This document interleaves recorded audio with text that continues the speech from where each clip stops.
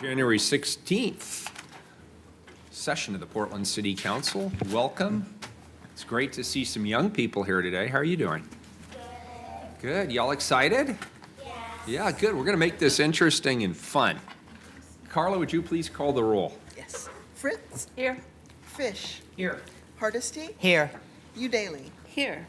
Wheeler? Here. Good afternoon.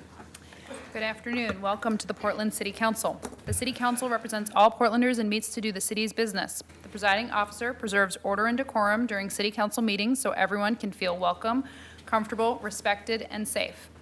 To participate in council meetings, you may sign up in advance with the council clerk's office for communications to briefly speak about any subject. You may also sign up for public testimony on resolutions or first readings of ordinances. Your testimony should address the matter being considered at the time. When testifying, please state your name for the record. Your address is not necessary. Please disclose if you are a lobbyist. If you are representing an organization, please identify it. The presiding officer determines the length of testimony. Individuals generally have 3 minutes to testify unless otherwise stated. When you have 30 seconds left, a yellow light goes on. When your time is done, a red light goes on. If you are in the audience and would like to show your support for something that is said, please feel free to do a thumbs up. If you want to express that you do not support something, please feel free to do a thumbs down.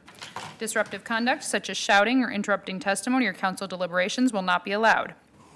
If there are disruptions, a warning will be given that further disruption may result in the person being ejected for the remainder of the meeting. After being ejected, a person who fails to leave the meeting is subject to arrest for trespass. Thank you for helping your fellow Portlanders feel welcome, comfortable, respected, and safe. Thank you very much. First item up is item number 47, please, Carla. Authorize relocation and placement of the Mayo House to 236 Northeast Sacramento Street. Change comprehensive plan and zoning map designations from residential 2500 R2.5 to mixed-use urban center CM3 at 236 Northeast Sacramento Street and 2313 WINE Northeast Martin Luther King Jr. Boulevard, waive certain charges and requirements, retain the Mayo House on the historic resource inventory and as a contributing structure. Colleagues, we're here today to hear public testimony on a proposed relocation effort with the move of the historic Mayo House, which is located in the Elliott neighborhood. Please note that there is a revised impact statement that's been included in your packets. The financial and budgetary impacts were not in the earlier edition. Additionally, we have a substitute for Exhibit A, and I'd like to request a motion for Exhibit A, the substitute. So moved. Second. Commissioner Hardesty has moved. Commissioner Fritz has seconded the amendment. I'd like to take the roll on that, put it on the table, please. Is there any further discussion? Would you just explain what is the difference between what was published? Joe, could you come up and explain the amendment, please? It's the findings, an earlier filing had the findings against the comprehensive plan criteria for a comprehensive plan change, but did not include the zone change criteria. So it's just the criteria against both the comprehensive plan and the zoning map. Thank you. Very good. So, very good. Please call the roll. Fritz. Aye. Fish. Aye. Hardesty. Aye. Udaly. Aye. Wheeler. Aye. Thank you. Now I'd like to invite BPS Interim Director Joe Zender and staff Nan Stark and Brandon Spencer Hartle up to tell us a little bit more about this ordinance, which will be heard on an emergency basis today. Good afternoon. Great. Good afternoon, everyone. We have a very short presentation on this project to give you. Brandon's first going to walk through the property and sort of what the history of the property and what the actions are. Nan's going to talk us through the elements that are contained in the ordinance, and I'll wrap up by discussing the STC waiver in particular. So with that, I'll turn it over to Brandon. Mayor, Commissioners, Brandon Spencer Hartle, Bureau of Planning and Sustainability Historic Resources Program Manager. And Nan, if I could get you to advance to the next slide. So we're here to talk to you today about the Martin Mayo House. The Martin Mayo House is located in the sort of broader Albina area at 206 Northeast Sacramento Street between Rodney and MLK. Get you next. The Mayo House was built in 1895 for Austrian immigrant Martin Mayo. It was moved in 1912 to make room for a larger mixed-use apartment building, and moved again in 1930 when Martin Luther King Jr. Boulevard was widened and that larger apartment building was shifted back. So the house has been on its current site since 1930. It was restored after a fire in 1964. Next slide. And in 1984, it was identified in the citywide comprehensive historic resource inventory as a significant ranked resource for architectural history and significance. About a decade later, the City Council created the Elliott Conservation District. And in that conservation district, this building was identified as a contributing historic resource. So it's both on the inventory and contributing to that conservation district. In the conservation district, the property is subject to a 120-day demolition delay provision, which has no opportunity for denial or extension. And on January 11th, the demolition permit was issued for the Martin Mayo House. I'll go next slide. And I'm going to turn it over here to Nan to talk about the proposed move and ordinance. Thank you. Good afternoon, Mayor Wheeler. Afternoon. Commissioners. Commissioner Hardesty, welcome to the city. Thank you. My name's Nan Stark. I'm the Northeast District Liaison with Bureau of Planning and Sustainability, and I will briefly review the ordinance with you, but first I'm just going to give you a little background on how we got here today. In my role as a district liaison, I try to connect the community with issues and concerns related to city government, and in this case, I reached out to let people know about the 120-day notification for the possible demolition or deconstruction of the Mayo House to see if we could find collaboratively a new location for the house.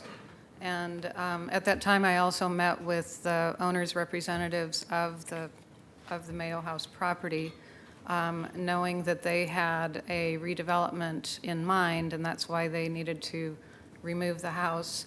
But I did want to alert them early on that this was a community priority to try to save the house and to kind of get that on their timeline. And also with Brandon's help, he reached out to the preservation community, and through all that effort, the Davis family stepped forward. They own a property 3 doors down from the Mayo House, also on Sacramento Street. So it's a rare opportunity that you're going to find a relocation spot so close by. And then we also had a consulting team step forward who has a lot of experience in doing historic house moves. So it's been a collaborative effort all along. And since that time, I've learned from the Davises about the history of their property. And Cleo Davis will tell you more about that history today. It included removal of the apartment house that you see on the screen on the left that was considered blight property in the early 1980s. That structure was identified as a cornerstone of community property for its association with the African American community. The house on the right that you see is the one that still exists on the property. So the one on the left was removed and has been an open space on the lot since then. So now I'll just go over the specifics about the ordinance, which is to change the comprehensive plan and the zoning map to align with what's adjacent to it, which is the mixed-use urban center comp plan designation and the CM3 mixed-use, mixed commercial 3 zoning. And also to retain the contributing status for the Mayo House structure, to waive SDC fees associated with the move, and also to waive a couple of the standards in the community design standards for the new foundation.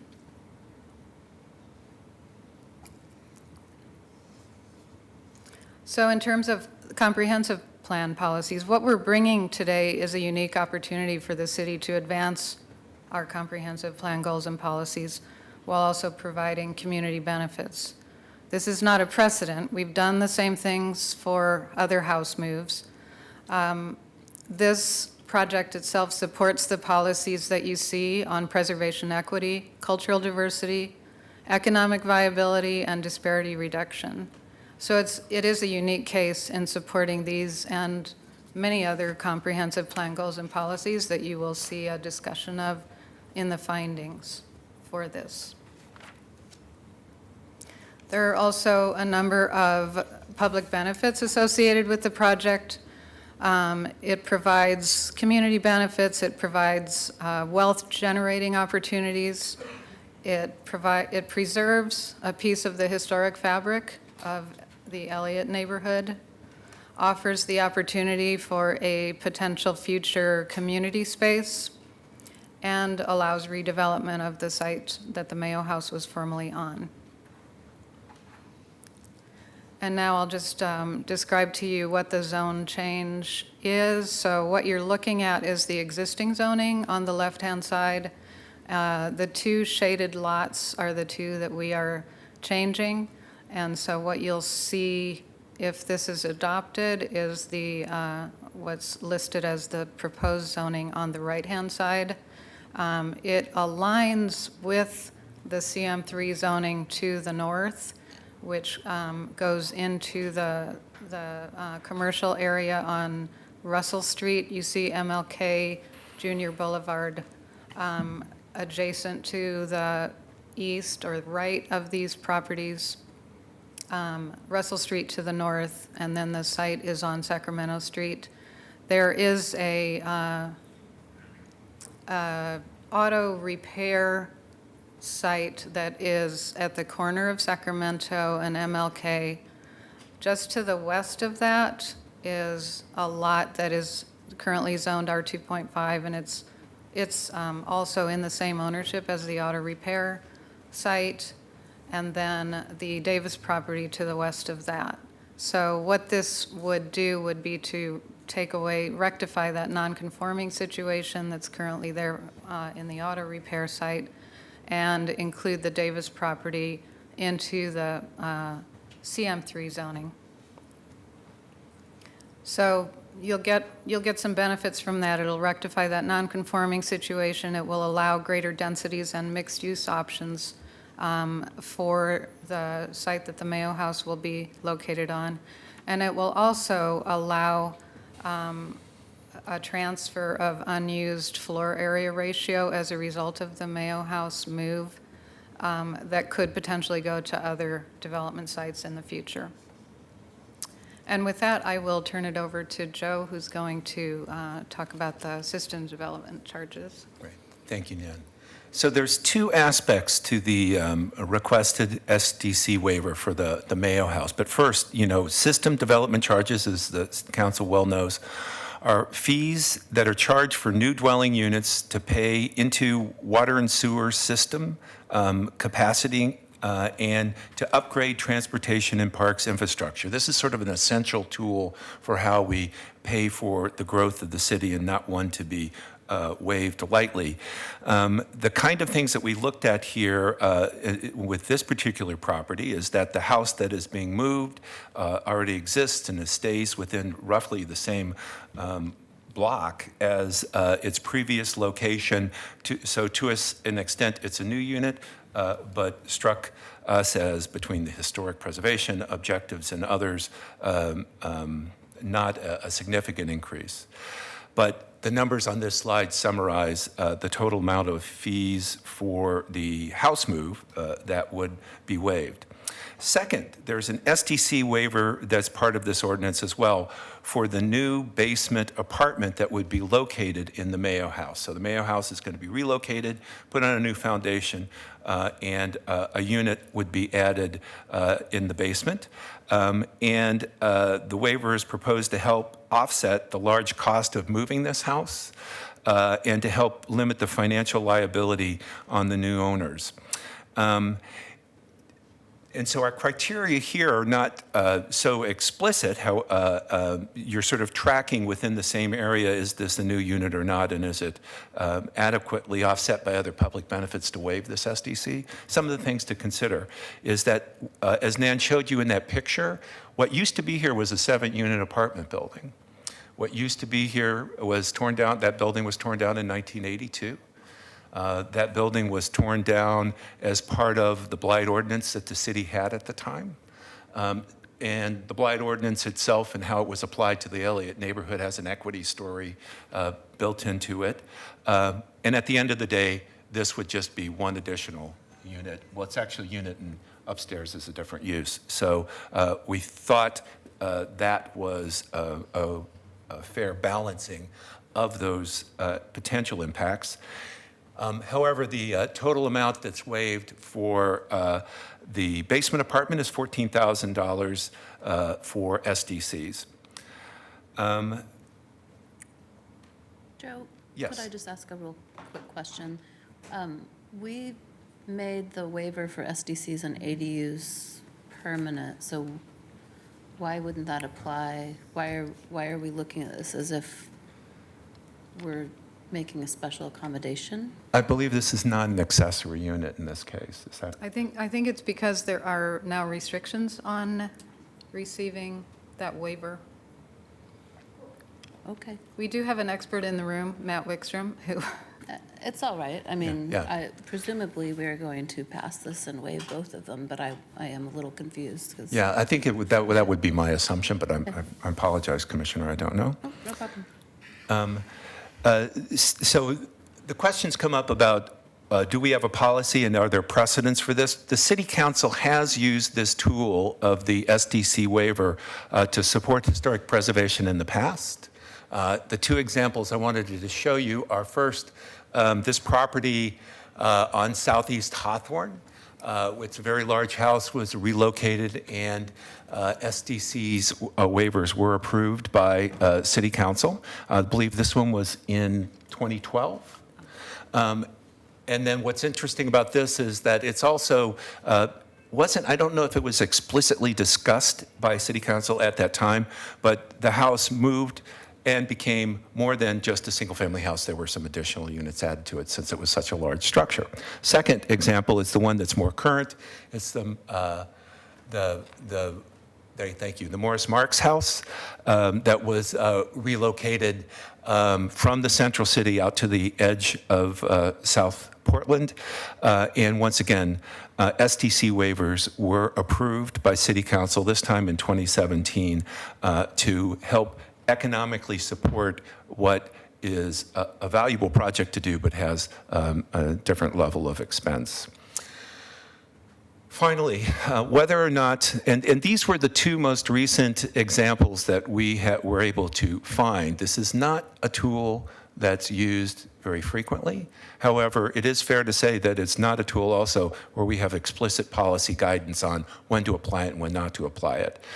We're undertaking, if you can go to the last slide, Nan, a couple of changes to the historic landmarks code. Brandon's bringing forward a code improvement package in the coming year. And also at the state level, there's some changes that are really going to be useful to Portland if they go through vis-a-vis how we establish residential historic districts. But even neither of these two actions, and these are the biggest two changes on the horizon, will really change the prospect of the use of relocation of historic structures. So it's still going to stay this kind of episodic and unique to the building application.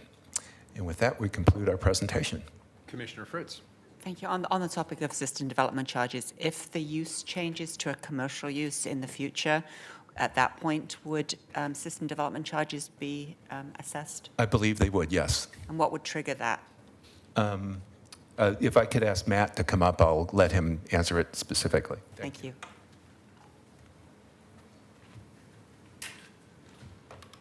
Hi, Matt Wickstrom, Bureau of Development Services. The permit for the new commercial use would trigger the system development charges to be assessed at that time. So if you're changing from a residential use to a commercial use, you have to get a permit to do that? Yes, change of occupancy.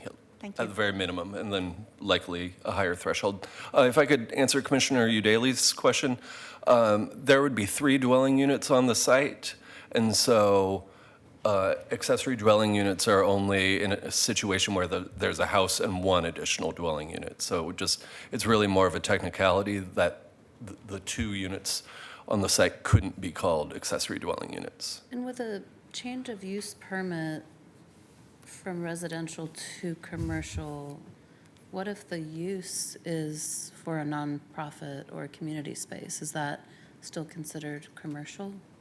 It would be considered probably a community service use, potentially. However, it would still need a permit. So they would be required So there's still the potential for the SDC bureaus to then look at SDCs. I'm sorry if I interrupted you. Oh, no. I'm just sorry to hear that. However, I guess I should say for a community service use, I can't say how their fees would apply or what level of fees, but I know it would give the potential for them to look at their fee schedule and assess whether fees would apply. I guess I'd just say that I feel really strongly about this project in regards to disparity reduction and remedying past harm. So while I understand that a change of use would typically trigger SDCs, I'm concerned about that potential in this case where we're acknowledging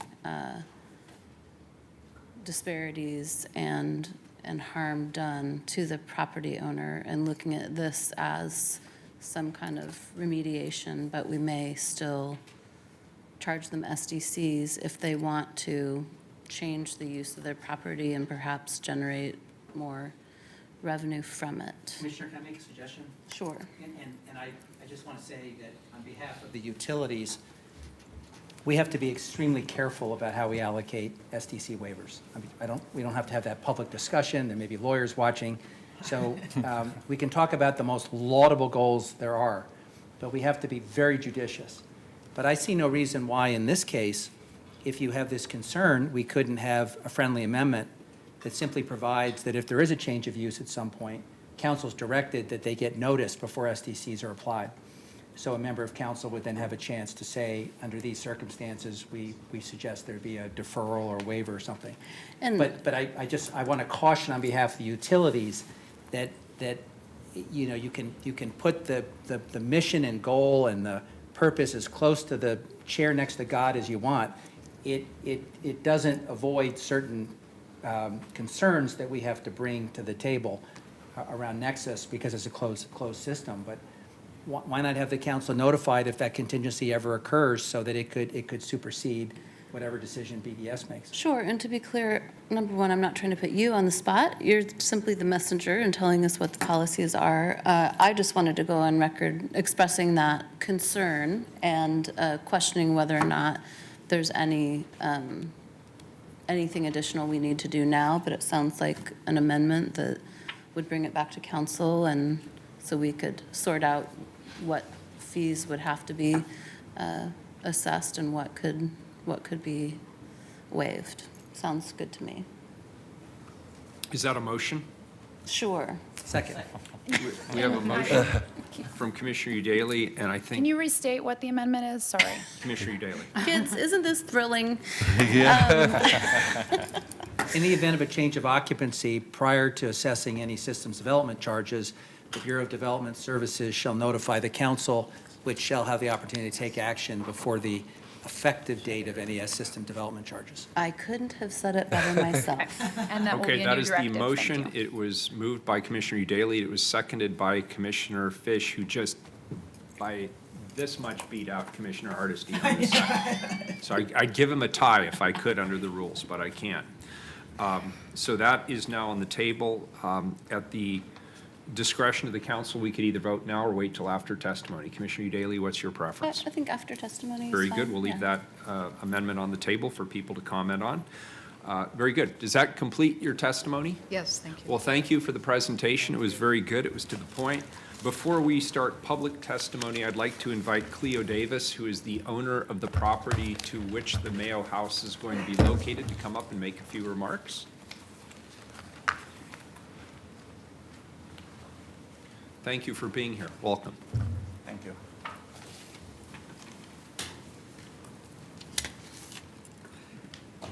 It's nap time.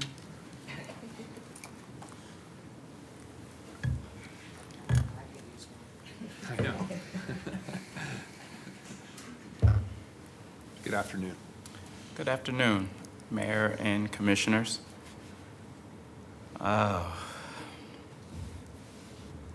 So much has already been said. I've been racking my brains the last... Could you put your name on the record, please? My name is Cleo Davis, Jr. Thank you. And you're welcome. I've been racking my brains for the last couple weeks about what I was going to say here. And I pretty much started off with saying that it was an honor to be here, which, it's not. So let's be truthful. In no disrespect to the current panel, my family has had a long history here in Portland, as well as many other African Americans in this community. Our story is not necessarily unique. The only difference with this story is that it's actually documented. It's something that I remember, and it's something that I can dig out proof from the city archives. And we have all the proof. A lot of it done in art down on the first floor. My grandmother, Mama Julia Davis Williams, purchased this property in 1982 in the hopes of having it as rental income. She wasn't from Portland. This was her vacation stay from Phoenix, Arizona. When the weather got hot, her and her family, including my father and his siblings, would come to Portland. It was a lot cooler than Phoenix. But eventually, by the 80s, I was already born, and that branch of the family had made a home here. And one of the ways of income that my grandmother really went for and instilled in her family was property. You own property, and you'll always have a place to stay, and no one can tell you what to do with it, whether it's residential for a place to stay or whether it's commercial for you to do your work, because no one's going to hire you. You make your own living. So in 1982, she purchased this property with a 7-unit apartment building in the front and a small serving quarters in the back for $20,000. All of her children were builders. My father, well, let me slow down. Every single one of my uncles, as well as my dad, could build a structure from the ground up. But they had a specialty. My father's specialty was electric. So although that he could build a building from the ground up, he specialized in electric and bringing energy to a building. His younger brother was a structural engineer, a civil engineer who specialized in structural capabilities. Oldest brother was a carpenter, a roofer, could put any pitch, any type of complicated gables onto a structure. And the second oldest was a mason. He could do any type of brickwork that you could think of. Parquet, do designs, put your name in brick. That's just a little bit of background. And my aunt, their only sister, was more into the management and the financial side of things. So when my grandmother looked at this place, she saw that this would be a source of income for the family. Well, it had a blight ordinance on it from another Davis family, another black Davis family. And back then, it wasn't easy. It ain't easy today either. You know what I'm saying? Back then, it wasn't easy to get property. So there's all kind of stories where black folks had to work together or get the neighborhood that we live in was previously occupied by Germans and Ashkenazi Jews who would help us, who would put their name on the deeds and then transfer it to us. So gaining property for black folks, not just in Portland but in America, has always been a difficult task. Wealth building. We've been the ones that been exploited. And every time we try to come up, it's ripped right from us by anything. Nuisance laws, bogus racist policies, just to keep us as the workers or to kill us off. But back to the story. I may go on tangents, but it's all applicable to what I'm saying. So the city was upset. We weren't aware of any of the urban policies and the plans and near the Lloyd district or what property value was going to be worth. My family, what we did, we were builders, creatives, and we went fishing. We didn't go to council meetings. We weren't in the know like that. We had other interests. So when my grandmother purchased it in 1982, the city was upset because it restarts the clock of getting things up to code. So it was very difficult because my grandmother fought and she went to council. She fought till 1984 for those two structures. They were both set to be condemned, and council shot it down. Council said, no, the structure is unfit. If you look at the structure, and my uncle, being a civil and structural engineer, they wouldn't allow him to, we were allowed to submit permits, but permits weren't granted because we had to have a $50,000 bond in 1982 in order to do this. Who has $50,000 to just let stay away with no interest?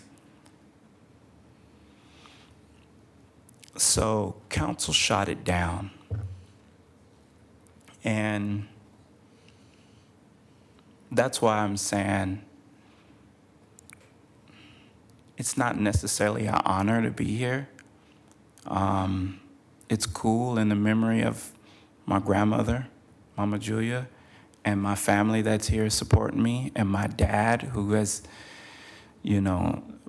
been through everything with my grandmother, as well as taking her to the doctor due to high blood pressure, coming to meetings and dealing with city ordinances and dealing with the notifications coming in through the mail and so on and so forth, and all the stress. There's human harm. There's damage done here.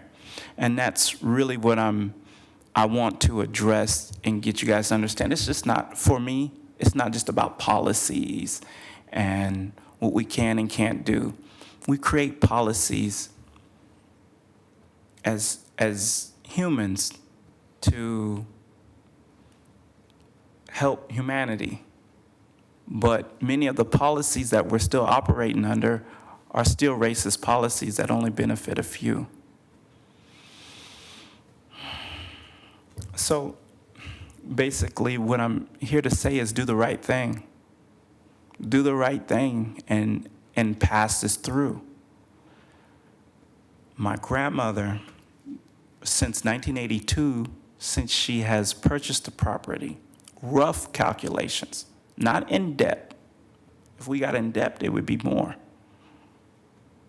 For those 7-unit apartment buildings, our family has lost over $2.5 million. And everyone around us is building skyscrapers, and we have back tax to pay. Portland map us, 236 Northeast Sacramento Street, which was also 234 Northeast Sacramento Street. So what our goal is today is to right this wrong. We're not here asking for money. We're asking for the opportunity. Let me change my language. I'm not asking. I'm saying we have to have the opportunity. We have to have the opportunity to be prosperous. We have all these other bogus programs going around that aren't necessarily going to help. We have all this conversation about displaced peoples and certain properties are being given back to the black community. Who's it going to benefit? We have preference policies that aren't going to work because the policies aren't in place to allow that. So what I'm here to say is do the right thing.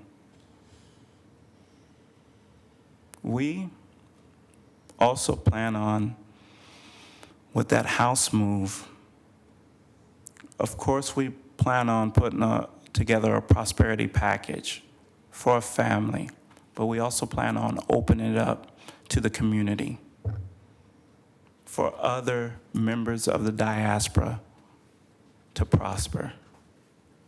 We need to create cities and policies that help all people, not that just exploit.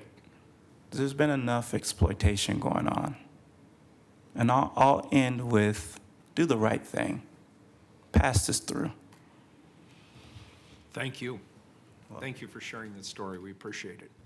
I don't know if you wanted to say a few words? In a minute. I'm going to let everybody else go, and then I'll go. Okay, so very I can good. Layer down. Thank you. Thank you. So with that, we'll open it up to public testimony. And just a reminder that this is public testimony about the proposed map change. As staff indicated, this is a proposed change to the comprehensive plan and zoning maps from residential R2.5 to mixed-use urban center, CM3 for the site where the Mayo House will be moved, which is 236 Northeast Sacramento Street, and the abutting property just to the west, which is 2313 West Northeast ML King Jr. Boulevard. Carla, how many people do we have signed up today? I show 10 left on the list. Very good. Call up the first three. And again, if you can just state your name for the record, we don't need your address. The microphones work best if they're about 6-8 inches away. They're very, very sensitive microphones. And if you could keep your testimony to 3 minutes, please. Okay. The first three, please come on up, are Karen Carlson, Rick Michelson, and A.J. McCreary.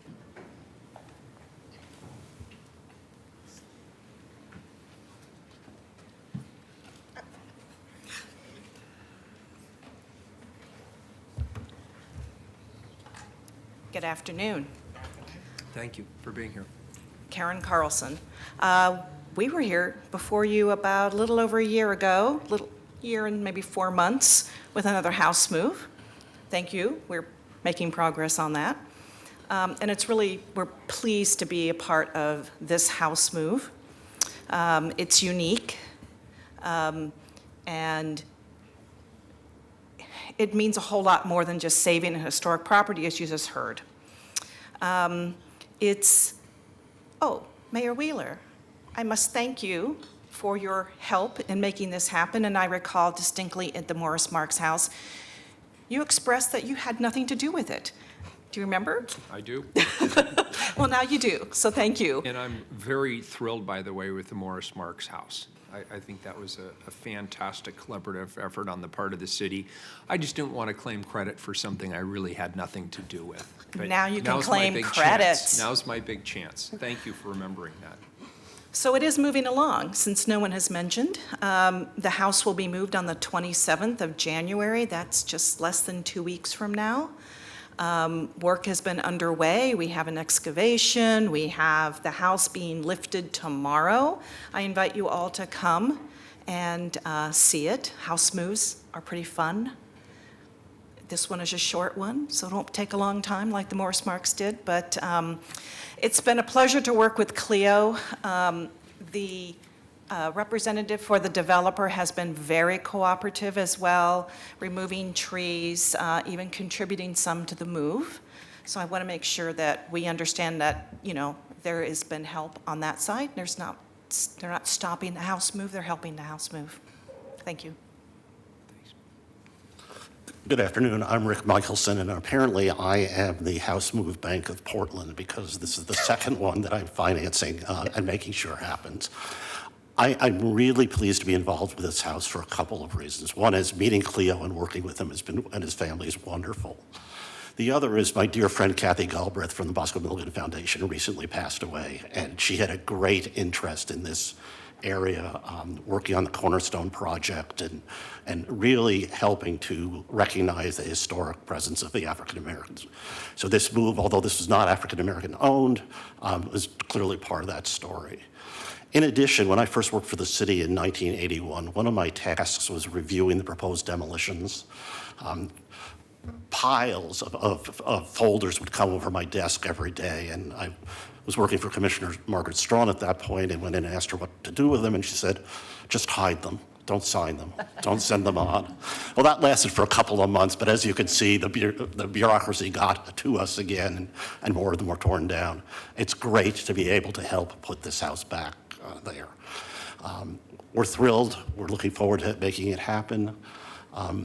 And it's just exciting for the community that everything's coming together. I want to give you a little report on the Morse Marks house as well. We got it moved. It's gone down on the foundation. We're about a month away from getting the building permits to renovate it. It's turning out to be a very expensive project, and some of the costs are public works requirements that we may be coming to talk to you about LIDing or waiving in the near future. But I don't want to get into any detail on that. This is a day to celebrate this house move and to move forward with this one. Thank you. Hi, my name's AJ McCrary. I'm a community member, historian, and artist. I've known the Davis family for well over 15 years. Could not be more proud of them and excited for them to have this opportunity and to give back to our community. One, for this wrong to be made a little better, and an opportunity for this family to prosper in Portland, as well as an opportunity for people to learn from what they're doing. And then ultimately, this space will be for our community. We need that. We need to see POC and Black-owned spaces, and we need to see POC and Black people thriving in our city. Portland has a history of doing everything but allowing Black people and POC community members thrive. We need to make this better. It's long been time, and it would be really nice to see our leaders step up to the plate and start making those changes. Thank you. The next three are Cleo Davis Sr., Tasangat Davis, and KM Talton Davis. I don't know, I might kind of change my mind.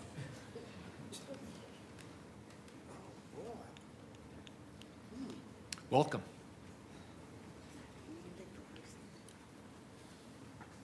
Take the middle one, because this is the one I took when I was here 34 years ago. Well, maybe you should Same take the panel. other one. Same panel. I wasn't here. No, but we had a Black guy there. That's what you're saying. Yeah, Jordan. He what? Was that his name? Was it Mike, was it Charles Jordan? Might have been, yeah. So, my name is Cleo Davis. And I'm 78 years old. Looking good. And this place brings back memories. Because when I first walked into this building with my mom, we was happy. Seen a Black person on the committee. Oh.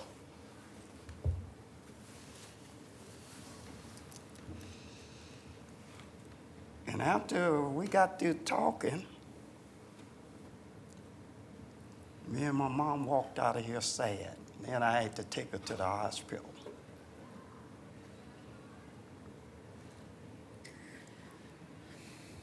Because they was going to doze up both of the places. One thing I learned in life,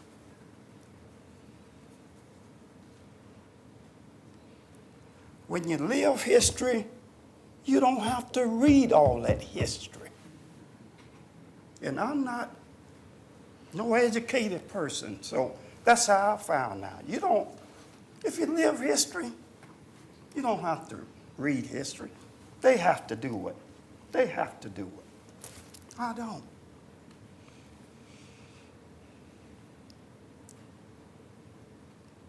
And one thing I learned, and don't hold this against my kids, that's why I'm saying it. Please, don't take this out on my kids, because I'll be dead pretty soon. But that's the reason I say they'll have to live, and they'll have to continue this. And I always told them, you don't want to make none of these city people unhappy. Because if you do, you're doomed. Me, I'm old. I don't care about making them unhappy. Because I done lived my life and seen all the prejudice and stuff. Whenever you have to get up and beg and tell the city, and they tell you you got to put $50,000 up to save your places, we gonna doze them. Then you sit down here and you beg them, and then they say, oh, that's right. They feel sorry for me, for my mom. And you know what the feeling sorry did? To us, it was a good thing. At least we were saving one. They say, you got a choice. You either put $50,000 up, well, what about the interest on the $50,000 was a lot of money back in them days. Mm-hmm. What about the interest when we bring the $50,000 and put it up here? What y'all? No interest. Well, we about to start a death anyway. My mom on Social Security. Now, 34 years from now, I'm on Social Security. And I'm back in the same place. And just like I try to tell my kids, trust nobody. Because if they tell you something and they don't write it down and you don't sign it, if you don't make agreement, in 2 days they can change, they can switch over. That's what you did. It's the same lie 34 years ago.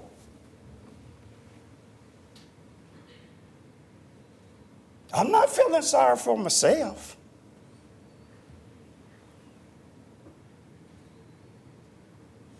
I'm feeling sorry for the rest of the people and my family, because they're gonna have to take this fight on. I'm too old now. So my mama always believed in faith. Well, you gotta have some, you know how these church ladies, church people go to church and all they believe in faith. You gotta believe in faith. I don't believe in faith. You know what I believe in? When you go to the casino, do you take faith with you or do you take luck? I'm taking luck with me when I go to the casino. I don't want no faith. Because faith let me down. I want luck.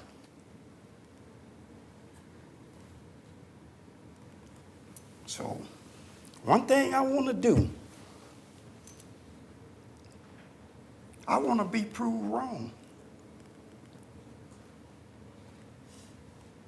I want to believe what my mother believed in, faith. So if you pass this, you know what I'm going to do? I'm going to go to my mama's grave. And I'm going to tell my mom that she was right and I was wrong because you do have to have faith, not luck. But I'm going to tell you, when you walk into this place, to me, and I forgot my rabbit foot. I should have brought it. I hope I can have faith in them.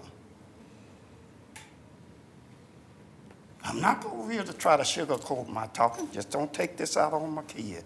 That's all I got to say. Well said. Thank you. Who wants to follow that? And I do apologize. I don't want to lose the quorum because I want to prove you wrong. So we're going to have to keep the testimony closer Mine's to is 3 short. minutes. Thank you. I appreciate that. Thank you. Good afternoon, Mayor Ted Willer, Commissioners.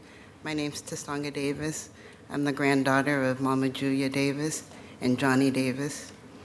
And to me, it's a pleasure to come here before you today, to be here with our family and for everyone to hear our story and our testament. And hopefully you can feel the passion from our family and our grandparents' legacy that they had a vision for and have instilled in us. And this legacy is still going on today. And this legacy is the legacy that we want to instill to all our girls and our family here today. So with passing this ordinance, that will continue this legacy. That's all I have to say. Thank you. Thank you. Appreciate it. Good afternoon, Mayor and Commissioners. My name is Kayeen Talton Davis. I am married to Cleo Davis Jr. Cleo and I have both, as our families have, resided in this city for quite a while.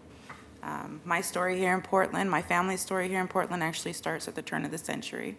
My great-grandfather owned a business here at the time where Black folks were being chased out of town, and it was illegal for them to live here, much less own property. And so many times throughout Portland's history, it seems like that law has never gone away. You heard from Cleo about how hard it was for Black people to purchase properties. There were things within the deeds saying it couldn't be owned, it couldn't be passed on, they couldn't live in the house, all these things.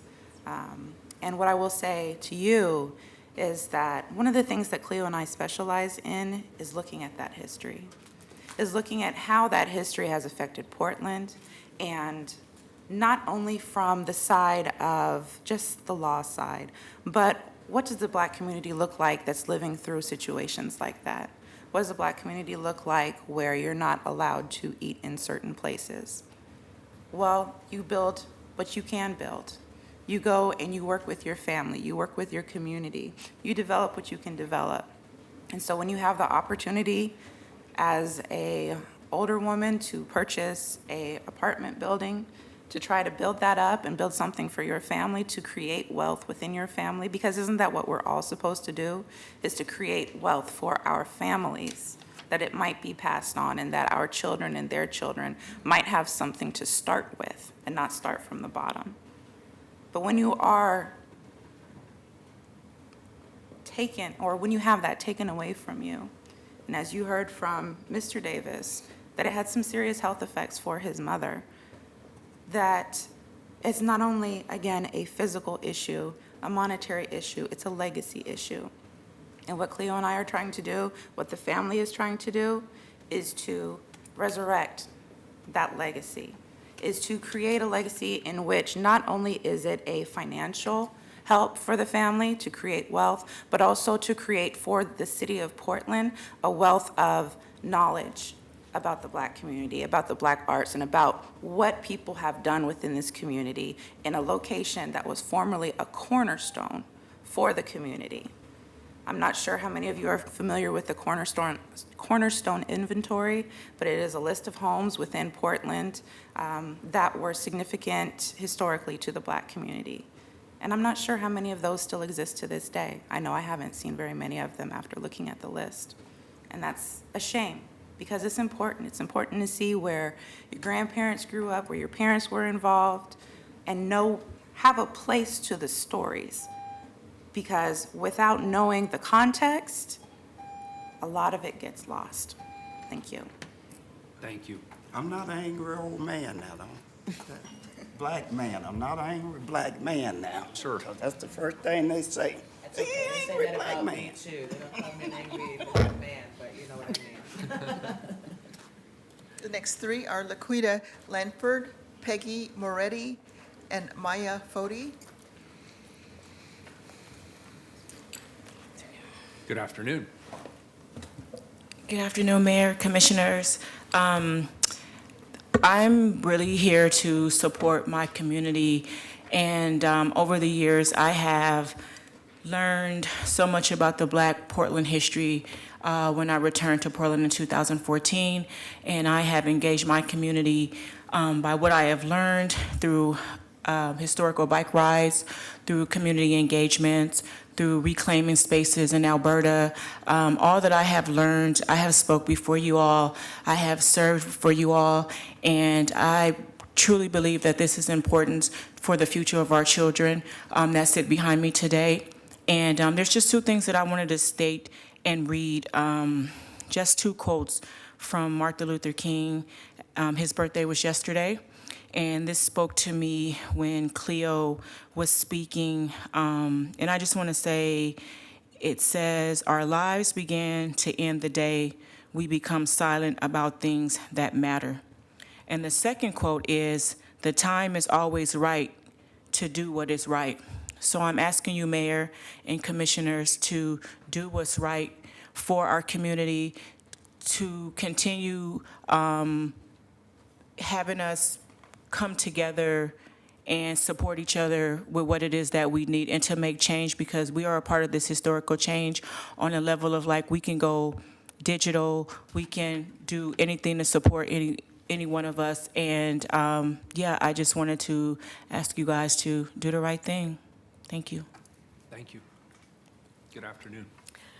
Good afternoon, Mayor, and good to meet you, Commissioner Hardesty. I'm Peggy Moretti. I am the Executive Director of Restore Oregon. I'm here to urge your support of these requests today. I think it's so important to preserve the Mayo House and advance its new life as a cornerstone of African American heritage. And I want to acknowledge that we have a lot of work to do in the preservation community to support that effort in a more proactive way. But it's not every day that we have an opportunity to advance two important goals with one vote. I think we have the opportunity to advance the idea of density without demolition by moving a meaningful historic building, and take a step towards community restoration by enabling this historic home to help preserve African American heritage and create a place of memory, research, advancement, and art, as their Facebook page says. We do urge you to please authorize the relocation of the Mayo House without, and all the necessary zoning adjustments to waive the system development fees so that this is more financially viable, and ensure that it remains on the historic inventory so that it would potentially become eligible for other financial incentives. As you know, it's not easy to move a historic structure, as we all know. I've heard there might be concerns about setting precedents with the system development waivers, but I think what this also points out is the need for more robust financial incentives for preserving cultural places in Oregon, and the need for that state historic preservation tax credit we've talked about many times. I'm very happy to see that the city has placed that on the legislative agenda this year, so thank you very much for that. I think that that will support future projects like this and alleviate the need to make these special requests, because there'll be much more robust incentives available to the next culturally significant place that needs to be preserved. So thank you very much. I really look forward to seeing how the story of the Mayo House is going to continue to expand and unfold. Thank you. My name is Maya Foti. Good afternoon, Mr. Mayor, Commissioners. Good afternoon. I'm the Vice Chair of the Portland Historic Landmark Commission, and I'm here to show support for this ordinance. I feel a little sheepish extolling the virtues of the historic house in light of recent testimony trying to convince you to pass this ordinance, but it's my job, so that's why I'm here. It would be a great benefit to the Elliott neighborhood and truly remarkable if the small house could be moved a third time and used to serve residents of the neighborhood. The building is unique because of its history in the neighborhood, also for its Victorian features, including an ornate offset curved front porch with detailed millwork, varied roof forms with fish-scale shingles, and delicate wood detailing of the barge boards. While some of the original features are missing or altered, the majority are still intact. For the city to assist with accommodating the move by altering zoning changes and waiving certain charges would make this third move more viable. The cultural resource is unique and is so important, and it is so important to retain this piece of architectural history of Elliott neighborhood so it can continue to enrich the streetscape and lives of the residents now and in the future. Finally, we'd like to emphasize, the Historic Landmark Commission would like to emphasize the importance of refining protections for locally designated resources to ensure they aren't demolished and that they don't have to come with a last-minute emergency council hearing to save them from demolition, and also the importance of making financial incentives available to offset the cost for rehabilitation. Thank you. The last two who signed up are Edith Gillis and Brad Baker.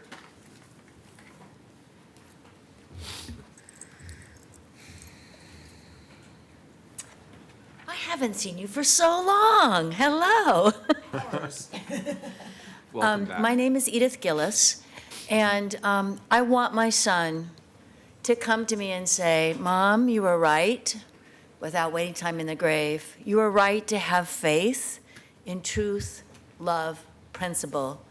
Mom, you were right to sacrifice and work, to show up at City Council, to demand and do your part for justice. I want my mother, long dead, to be able to see someone that's carried forth the work with empathy for doing what would seem the impossible to bring about justice. When I was 18, my mother was killed with the same attitude, where uncounted, we don't even know how many hundreds, we don't know how many people, Modocs and Klamaths were killed at the same location, the same exact way she was killed, with the saying, the only good engine's a dead engine.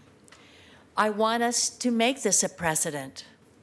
I want us to make this a precedent that we restore the best of our heritage, our hope, our promise of justice, of well-made homes, of density, of community, of democracy.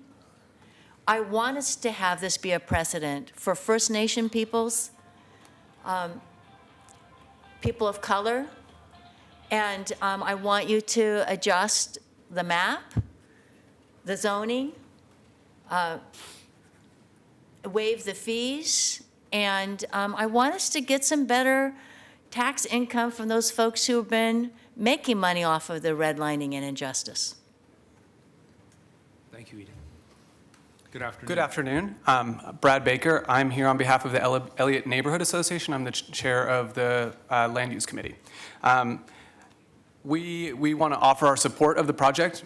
We're 100% behind it. There's not much I can add that hasn't already been said. It's going to be a great benefit to the neighborhood. It's going to right wrongs that were done to Cleo and his family. And so we just, we're all behind it and would love to see it happen. So please support his proposal. Thank you. Thank you. Does that complete testimony, Carla? That's all who signed up. All right, with that, are there any other questions from council? Did you want to see any other staff members? Let's start with the amendment that was on the table. If we could call the roll on the amendment, please. Fritz? Aye. Fish? Aye. Hardesty? Aye. Udaly? Aye. Wheeler? All right, the amendment's adopted. Now to the main motion as amended. Please call the roll. Fritz? Thank you to the Davis family for coming today. Like the Historic Landmarks Commissioner mentioned, I thought I was just coming to a discussion about a historic house, and instead you have really honored us with your presence. I feel blessed that I was here to listen to your history, to understand more deeply and more personally the experiences that you have had and you and your family have had here in Portland. And I'm just so impressed that you dared to hope that things would be different this time, because for centuries things have not been different. And I think the city has started to recognize that, and it's really tough for those who have been told no so many times and who have been dishonored so many times. So thank you also for changing the rules for everybody. We are going to do that, I'm sure, that you shouldn't have had to have come here on a Wednesday afternoon with your whole family, although I'm glad you did, in order to get something that we all agree is the right thing to do. And so I would like you to know that I think you will have changed the rules for everybody, and I appreciate your willingness to do that.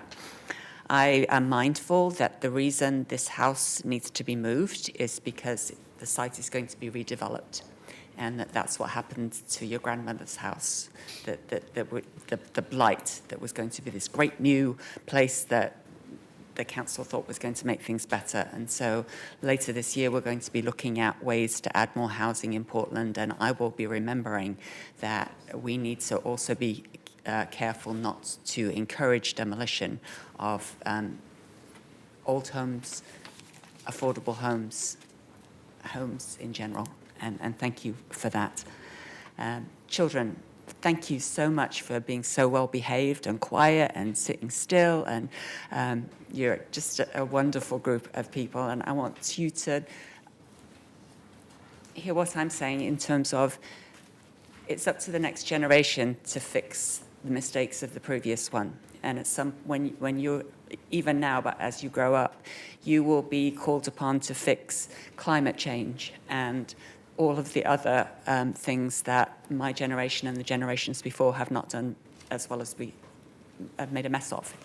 And so I feel really honored that I get to help fix the appalling things that have happened here in Portland, not only in this, but in the other efforts that the city is working on.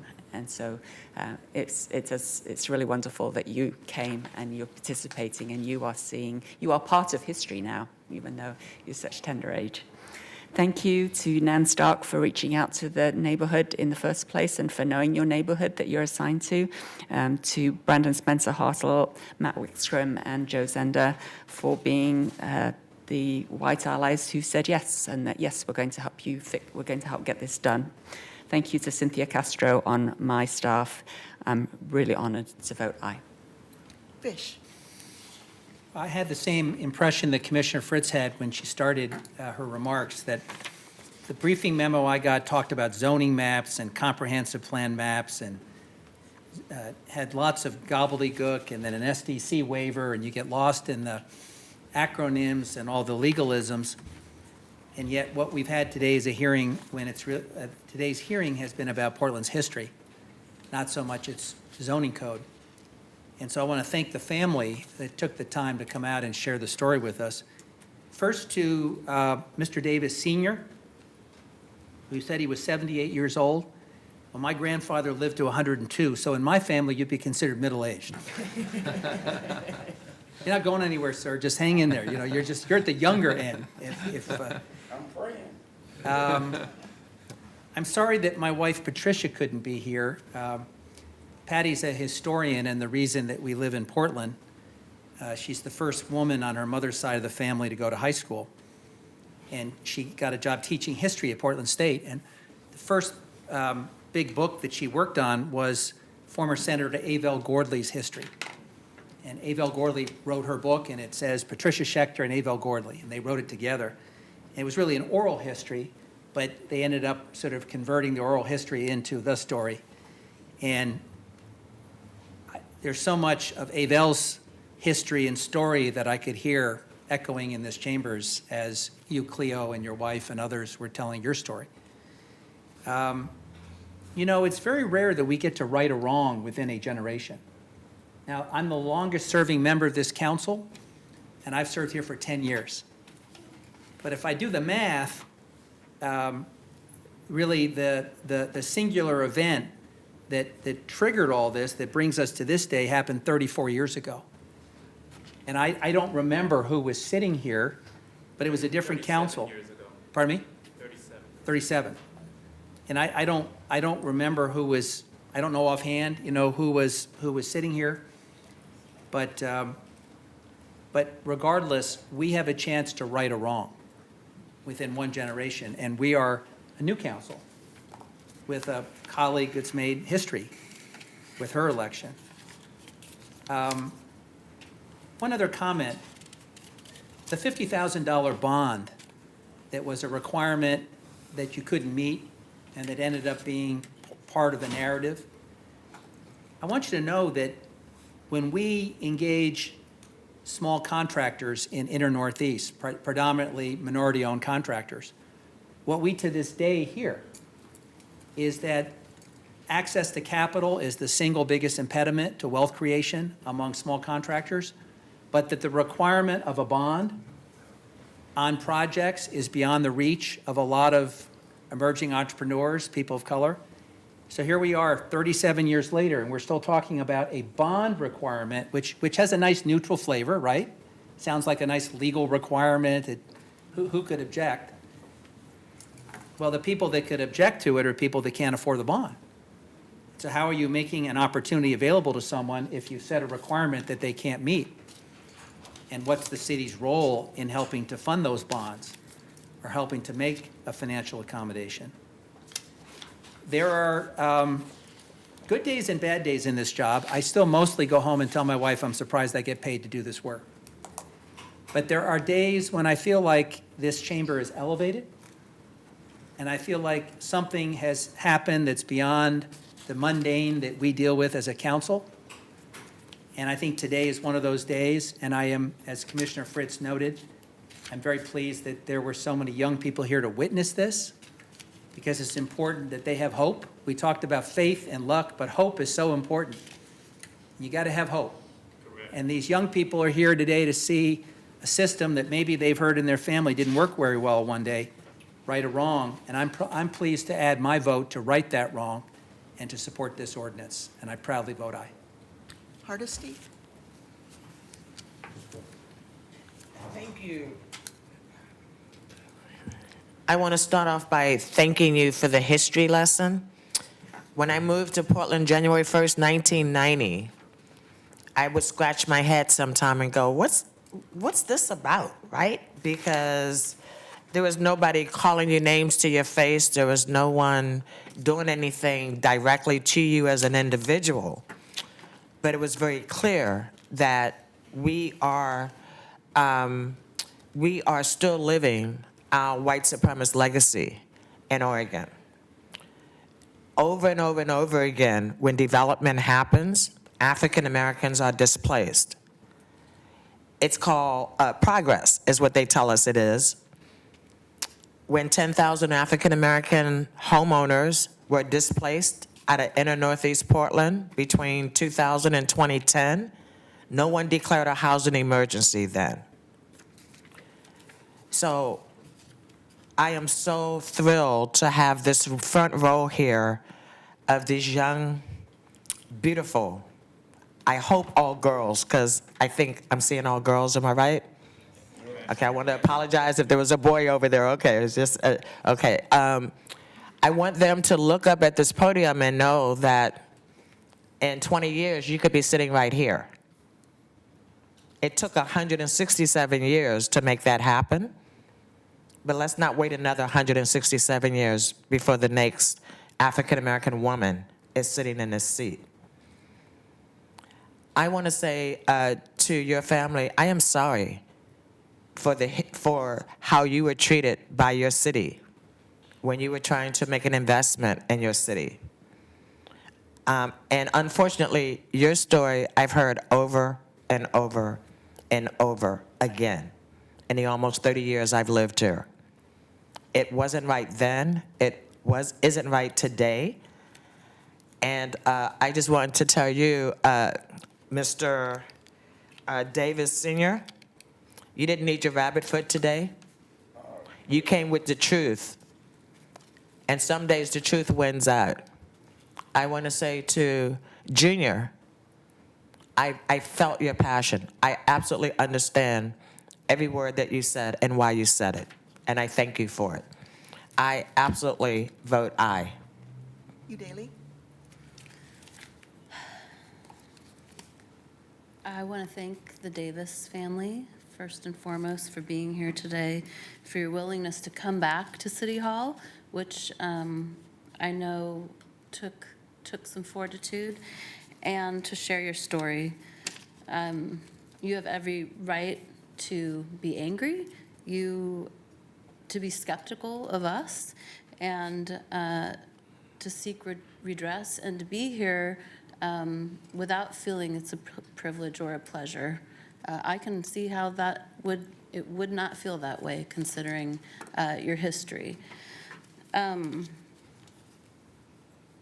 Although none of us were here on this dais in 1984, nevertheless, we have a responsibility to bear witness to your testimony and truth-telling, and we have a responsibility to redress past wrongs.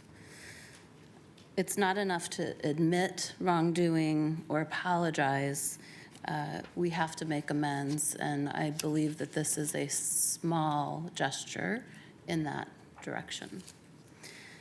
It is a pleasure and a privilege to serve on this council and to serve this community at a time when we have a growing awareness of past wrongs and a willingness on this council to pursue remedy to those wrongs. I would be remiss in my duty as your friendly local arts commissioner if I didn't mention that Cleo Davis and Telton Davis are longtime residents of Albina District, as we heard, but they also are renowned artists, and they're the team behind the historic Black Williams project. I want to invite everyone downstairs to view their installation, Blightsploitation, I like the name, which was conceived and created by the 2018-19 Archives Artist in Residence program, or through it, and is based on their research in the City of Portland Archives and Records Center. The focus of their residency is to explore ideas of civic engagement and recurrent themes of civil rights, housing, racial discrimination, and public projects as geared towards Portland's Black community. It is on display on the first floor. I'm not sure how long it will be there, so please visit today if you're able. Finally, this is an exciting moment. It's a win for historic preservation. It's a win for the local community who won't lose this beautiful building. It's a win for the city, and it's a win for the Davis family. So I hope y'all are going to celebrate somehow tonight. Hopefully 3 times is a charm. And this house has found its final resting place. And I'm so excited to see it in its new home, to see its new purpose and its service to the Black community. I vote aye. Wheeler. Sometimes it doesn't pay to go last. This is one of those times. I really can't add anything to what my colleagues said, except I have to add my voice to Commissioner Hardesty and apologize on behalf of the city to the way your family was treated. It was wrong. It was an injustice. It was racist. It was mean-spirited. And Cleo, I actually appreciate the fact that you sort of did the net present value of the lost opportunity to your family. I think you said it was about $2.5 million. And that's a story that is repeated over and over and over again. And in addition to the injustice and the deception and the racism that went into that kind of displacement, which, by the way, was sanctioned by our city's leaders, both in the public and in the private sector, there were true economic prosperity costs, and there were true wealth generation costs that manifest themselves to this day. And that's the important lesson for me that we have to remember. This isn't something where we can say, oh, well, you know, it's 2019. We don't do that anymore. this problem doesn't exist anymore. That was back then, back in the day, decades ago. Well, here's the reality. The reality is, from an economic perspective, what happened decades ago has an impact on the generational wealth of African Americans today in this community. And that in turn impacts opportunities around prosperity, job development, education, even health outcomes.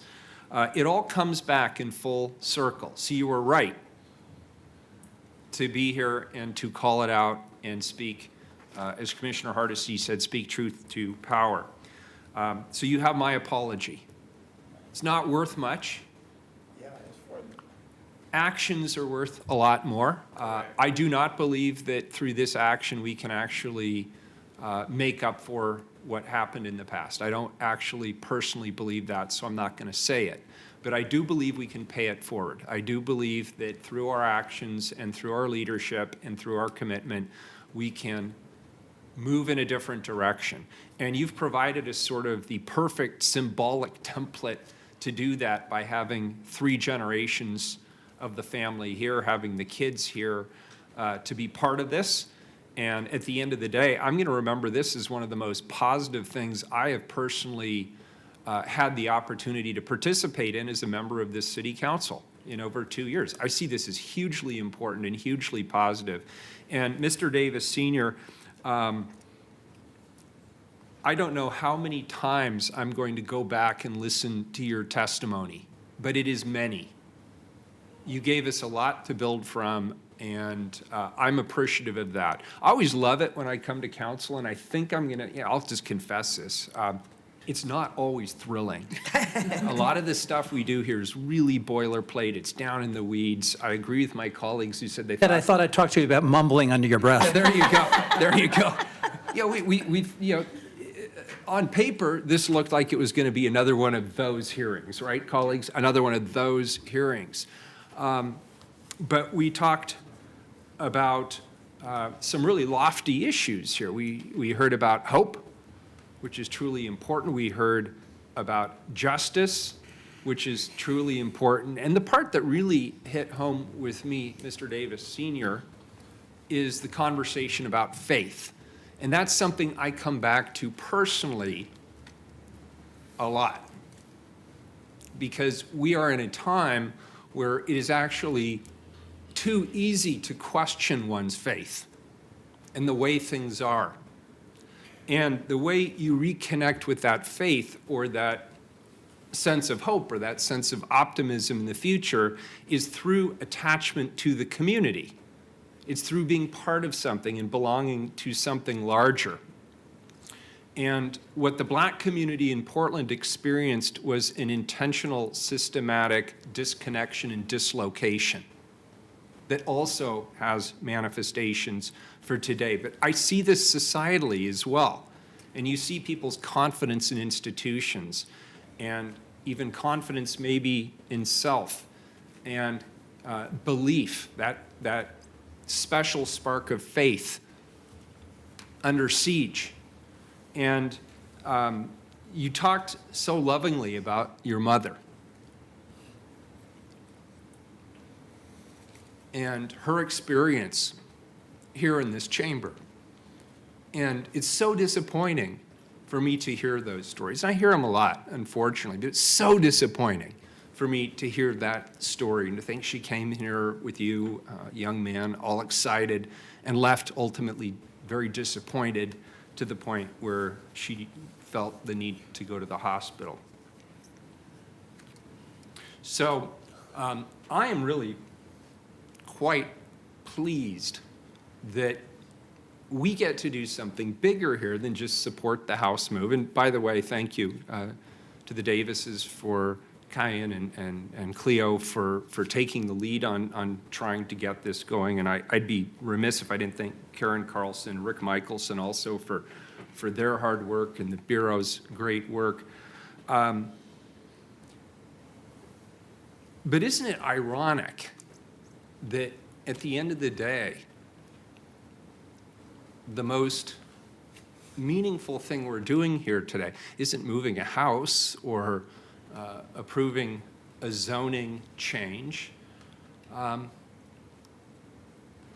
Mr. Davis, we're sending you to speak to your mom. Faith having been restored. I vote aye. Yeah, we'll take a break. We'll take a 5-minute recess.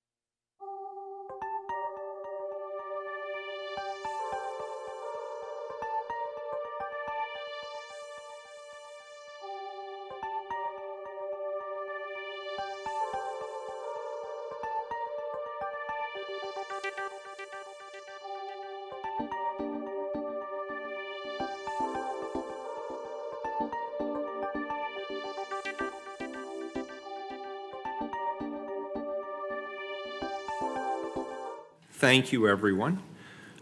We are now on item number 48. Accept report from Portland United Against Hate Coalition on outcomes of 2017-18 special appropriations grants. Commissioner Udaly. Thank you, Mayor. Colleagues, this next report is from Portland United Against Hate, which is a grant-funded program currently run through the Office of Community and Civic Life. Today, we will hear from 3 panels that consist of program staff, grant recipients, and program partners. With that, I'd like to call up the first panel, Carrie Coe from the Office of Community and Civic Life, Rabbi Deborah Kolodny from As the Spirit Moves Us, and Casey Jama from Unite Oregon. Welcome, everyone, and please state your name for the record before you begin your testimony or presentation.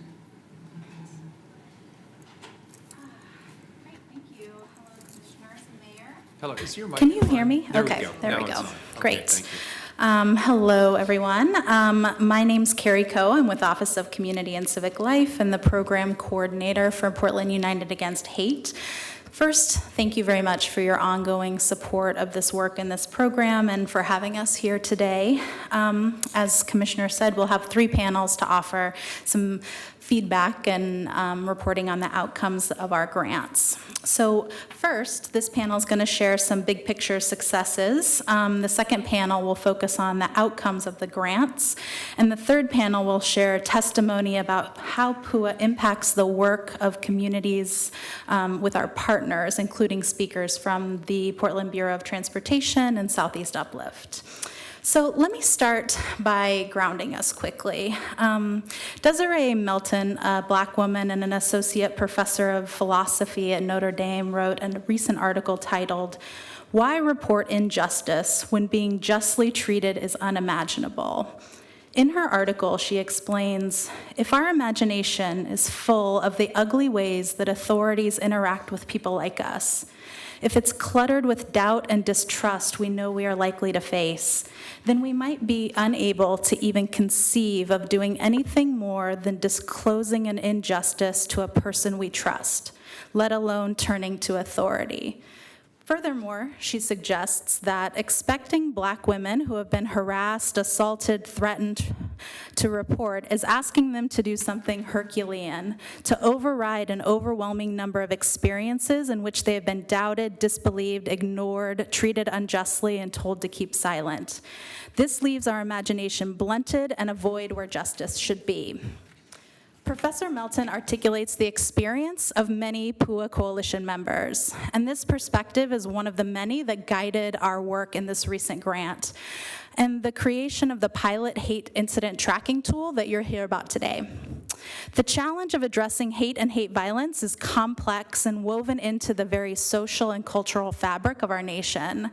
This reality is a call to action for those with influence and resources to work with those most impacted to find sensible solutions. The report today will focus on the outcomes of the grants and PUA's work over the last 18 months, and will show that Portland United Against Hate has taken the task of imagining justice and sensible solutions seriously. As you well know, Portland United Against Hate is a 64-member coalition of community organizations, neighborhood groups, and the City of Portland's Office of Community and Civic Life, with a mission to track, respond to, and prevent acts of hate while providing the support that our communities need. In the 2017-18 budget, City Council set aside $350,000 in special appropriations funding for competitive grants to do capacity building, training, and to pilot a proof of concept data project to demonstrate the feasibility of a community-led incident tracking tool with the wraparound support resources built in. 13 grant partners were selected, and since July 2017, they have collectively exceeded the goals of their projects. The core outcomes are the pilot of the hate incident tracking tool called Report Hate PDX, the creation of tools and resources to combat hate, and an increased capacity within communities to respond to, interrupt, and be prepared for hate incidents. So we're going to take a second to look at each of these. In September 2018, PUA launched Report Hate PDX, an online and in-person tool for tracking hate incidents and providing resources. I'm going to quickly review it and go to the website, but I would encourage you to look at it further and invite us in to talk about it with your staff if you like. So, there we go. So this is the website, reporthatepdx.com. Using this, anyone can report an incident online. There's a reporting feature that takes you to a form. And you can also be connected to report in person with one of PUA's 13 partner organizations who were grantees. And they can act as a support in reporting or in getting access to resources. You can also get a variety of resources through the site. And we're intending it to be sort of a one-stop shop for what to do when a hate incident happens. This site is the beta version that was created during the grant cycle, and moving forward, you can expect an updated version at the end of January with a few added capabilities. And you'll hear from Marcus Mundy, the executive director of the Coalition of Communities of Color, who's the lead organization on the project, as part of the second panel. So during the grant cycle, with this very limited release of the website, over 138 incidents were reported, and the PUA Coalition provided resources and support to many of those people and communities. One example is a nonprofit reported that a community garden youth volunteer had showed a hate-oriented hand sign in a photo at an event that they held. We supported that staff in understanding more about the hand signals of hate groups, of thinking through some of the approaches to having conversations with the families, and to connect them with resources for both the family and for the staff at that nonprofit. Carrie, could you just move the cursor so this I'm isn't sorry. showing on the screen? Yeah. Thank you. Thank you. Immediately confronting white supremacist action, even something that can seem almost small, like a hand signal, is crucial to creating an environment where that kind of behavior is unacceptable and where diverse communities feel welcome. Frontline staff need this kind of support, both in nonprofits, but also here in the city. PUA makes those connections and can be that resource. The second outcome was the creation of tools and resources, including things like a rapid response toolkit and a trauma-informed best practices kit, among other things. On the second panel, Shayla Mosley from POIC will talk more about the outcomes and show a video about youth and hate violence that POIC made during their grant. You can see some examples of the interrupting hate action cards in English and Somali, Arabic, and Spanish. They're also available in Chinese and Vietnamese. All of these resources are available on PUA's website and also through me if you would like physical versions. The third major outcome was increased capacity within communities to respond to, interrupt, and be prepared for hate incidents. Together, the grant partners held 152 trainings for more than 2,000 people, did outreach and engagement to almost 10,000 people in 11 languages, and supported 38 youth in leading anti-hate programming. This kind of capacity building to communities most affected by hate decreases the impact of hate violence. It allows support for those targeted to heal, and it promotes prevention. A training isn't just people in a room, it's tools, it's skills and resources to practically equip vulnerable community members. Ezekiel Mbabu and Salat Ibrahim will share their experience with community capacity building and hate incidents, also as part of the second panel. The final element of PUA's work that I'll share is the long-term vision. So the coalition goals led the initial grant making 2 years ago, and by mid-2018, the coalition was ready to assess the work and plan next steps. Nearly half the coalition members worked over several months to develop a strategic direction for PUA's work and to help answer the question, what is PUA's role in ending hate violence? The coalition decided that over the next 2 years, they'll focus on community capacity building, rapid response, and policy and data work. You can find full details or more details about this in your packet on page 34 and 35, a summary of the work that we did. These grants help to launch incredible work, but the coalition is far from done, as this issue is far from over. In the next 6 months, we are going to do a public launch of Report Hate PDX, including an upgrade of the tool to make it mobile friendly, add multilingual capacity. We're going to do an expansion on the capacity building work that we do, more trainings, more outreach, and deeper community engagement work, training people to be de-escalators on public transit, working with those targeted by hate, doing some upstream thinking with faith leaders in the community, and supporting more youth to be leaders. Only to name a few items. So this is the work of Portland United Against Hate and the outcomes of the recent grant cycle. The rest of the speakers today will speak to more about this and their experiences. Before we bring more people up, though, I'd like to introduce Casey Jama, Executive Director of Unite Oregon and a key partner in the PUA Coalition. Unite Oregon is in the middle of and has organized a crucial listening tour around the state with Attorney General Ellen Rosenblum, and Casey will speak to some of the strengths of our partnership in this national moment. But first, Rabbi Deborah Kolodny, founder of As the Spirit Moves Us, an active member on PUA's advocacy team, which I'm sure you're all very familiar with, and a steering committee member at PUA. And so thank you again for all of this, and I'll leave it at that. Thank you. As Carrie said, I'm Rabbi Deborah Kolodny from As the Spirit Moves Us, and I thank you for the opportunity to speak with all of you today. I was really struck that the afternoon, there seems to be a theme this afternoon of restoring faith, and which is impossible to do without taking concrete operational action. And I really think that a huge part of the work that PUA has been doing is restoring faith in this community and in this city and in the community organizations that serve those who want this to be a safe and livable place. It has been a trying and at times devastating 2 years. We all know that the 2016 presidential election unleashed a horrifying stream of hate in this country. I remember the first Office of Neighborhood Involvement Budget Advisory Committee meeting after that election, and Commissioner Fritz, I know you do too.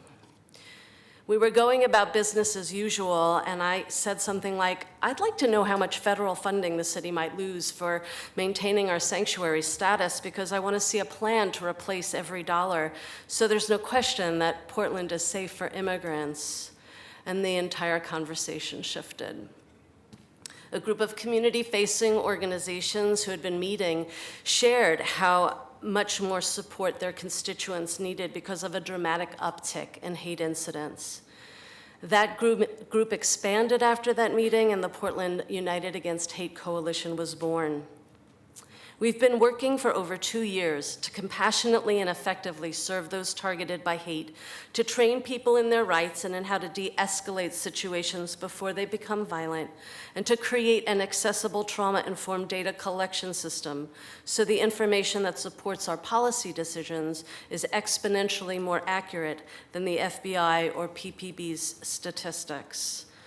The partnership we've created between community organizations who bring trust with their constituents and long-term relationships and expertise and a proven track record of success, and the city, which has a vested interest in safe and livable communities of belonging, has not only increased safety already, it has brought us to the moment where we can soon bring forward real solutions to the epidemic of hate. With the full-fledged launch of our Report Hate PDX data tracking tool in a few weeks, which has already provided information on 138 incidents in about the same time frame that the PPB has handled only 18 hate crimes, we'll be able to see which communities are most targeted, who the perpetrators are, and what tactics they're using. This can not only give direction to law enforcement, but more importantly, it can show us which communities most urgently need transformational interventions to end hate from taking root, and which communities need the most safety and social support work, not to mention culturally and trauma-informed therapeutic care. And we're just getting started. I'd like to share a prediction. Our work is far from over. As long as the current federal administration is in office, hate will continue to escalate. People will feel increasingly emboldened to translate national rhetoric to local violence. Data supports this view. The FBI, which has a huge underreporting problem, found 2017 the third most hateful year since it began collecting statistics in 1992. Observers of this crisis agree that it will last until at least 2 or 3 years after the current administration is out of office, because replacing the elected haters in our federal government will trigger a backlash that is swift and fierce. Here in Oregon, we have a particularly virulent brew of what I call domestic terrorism, concocted from a perfect storm of racism and anti-Indigenousness that was embedded into the founding of our state. We've seen almost 2 centuries of white nationalist organizing and an unfortunate failure of law enforcement to end their reign of terror. So Portland's challenge is unique, and our solutions must tap into every resource we have, which is exactly what the PUA Coalition brings. Without ongoing support from both the community and the city, with ongoing support of both the community and the city, we can permanently turn the tide. Together we can. Today you'll hear about the incredible work of a diverse coalition working to do what some might consider impossible. On a shoestring budget, we've accomplished so much in such a short time. Tangible outcomes that we can all be proud of, and community building that holds this city together. Together we can keep going. Together we will keep going. PUA's members share with the city a moral imperative to continue this effort. We're grateful for our partnership, to all the commissioners for showing up against hate, and specifically to Commissioner Udali's unflagging leadership, to Commissioner Fritz for helping us launch, to Commissioner Hardesty in partnering to provide interrupting hate workshops to the Portland NAACP chapter, to the mayor for your past and we hope future willingness to include funding and special appropriations. We urge the city to eagerly invest in our long-term success by funding this work for years to come. Thank you. Good afternoon, Mayor Wheeler and Commissioner Hardesty. Congratulations for your victory. And so I have to say that in public. So thank you for your leadership. And thank you all, Commissioner Fritz and Commissioner Udali. My name is Casey Chama. I'm the Executive Director of Unite Oregon. I want to thank you all and the Mayor for your investment and support for the Portland United Against the Hate Coalition. Unite Oregon is a very proud member of this coalition, and we've been working collaboratively for the last few years in order to address the hate issues and hate crimes in our city. Our community feels impact for your support and your leadership. In this political climate we are facing a national emergency. I would hope our government should declare a national emergency on hate crimes and hate incidents rather than fabricated crime, national, instead of shutting down our government.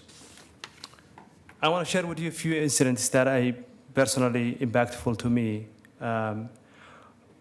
Overnight in September 2017, 2 adult males came to campus on Menlo Park Elementary School and painted racist slurs on the exterior walls and doors of the building, as well as setting a fire on the external porta potty. That's where my 2 children goes to school.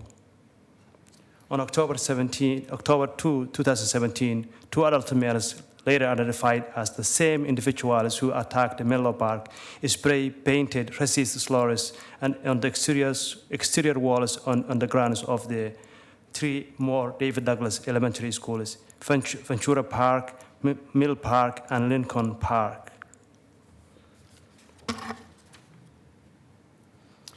On December 3rd, 2017, racist graffiti and slurs were found spray painted on exterior walls on Alice Odd Middle School.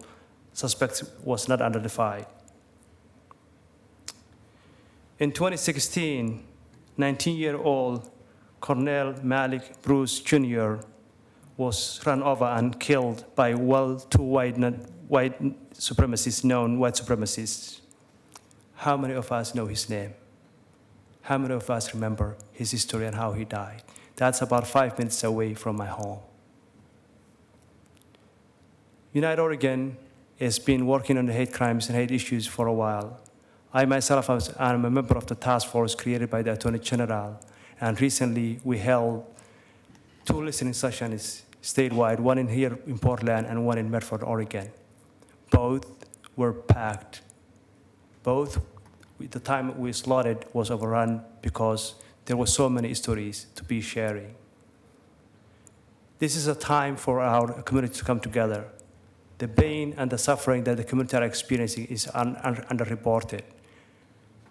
As the statistics indicate, in 2017, 17% of the national data hate crimes increased.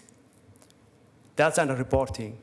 I can tell you, in my own office, we closed the doors of our office because people walked in and started threatening our own offices. And we have to create a safety plan. And that safety plan included locking the doors. And if you have to come to our office now, you have to call. And that's kind of what we're dealing with. My own staff member, as she was driving, was targeted while in Powell Boulevard.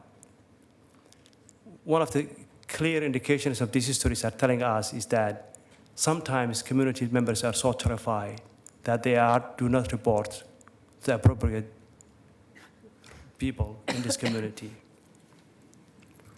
In conclusion, I'm not telling you anything that you don't know already. What I would like to ask you is to continue to support on Poor Coalition and the work that they have been engaging. We are in crossroads in this country and in this community and this state.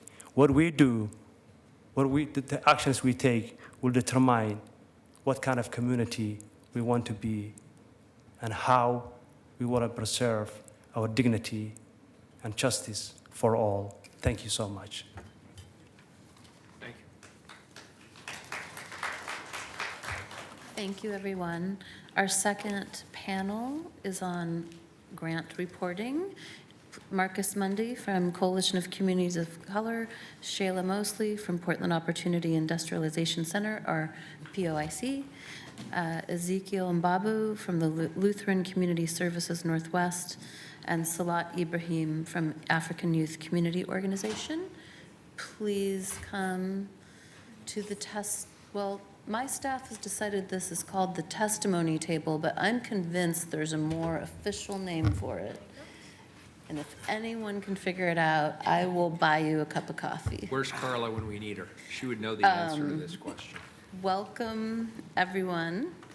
And please state your name for the record before beginning your piece of the presentation. All right. My name is Marcus Mundy. I'm with the Coalition of Communities of Color. It's a pleasure to be presenting before you again, commissioners, and for you, Commissioner, for the first time. Thank you for welcoming us. Thank you for lending us your Civic Life Bureau. They have been great partners in this work, and they're a joy to work with and very supportive, so you all should know that as well.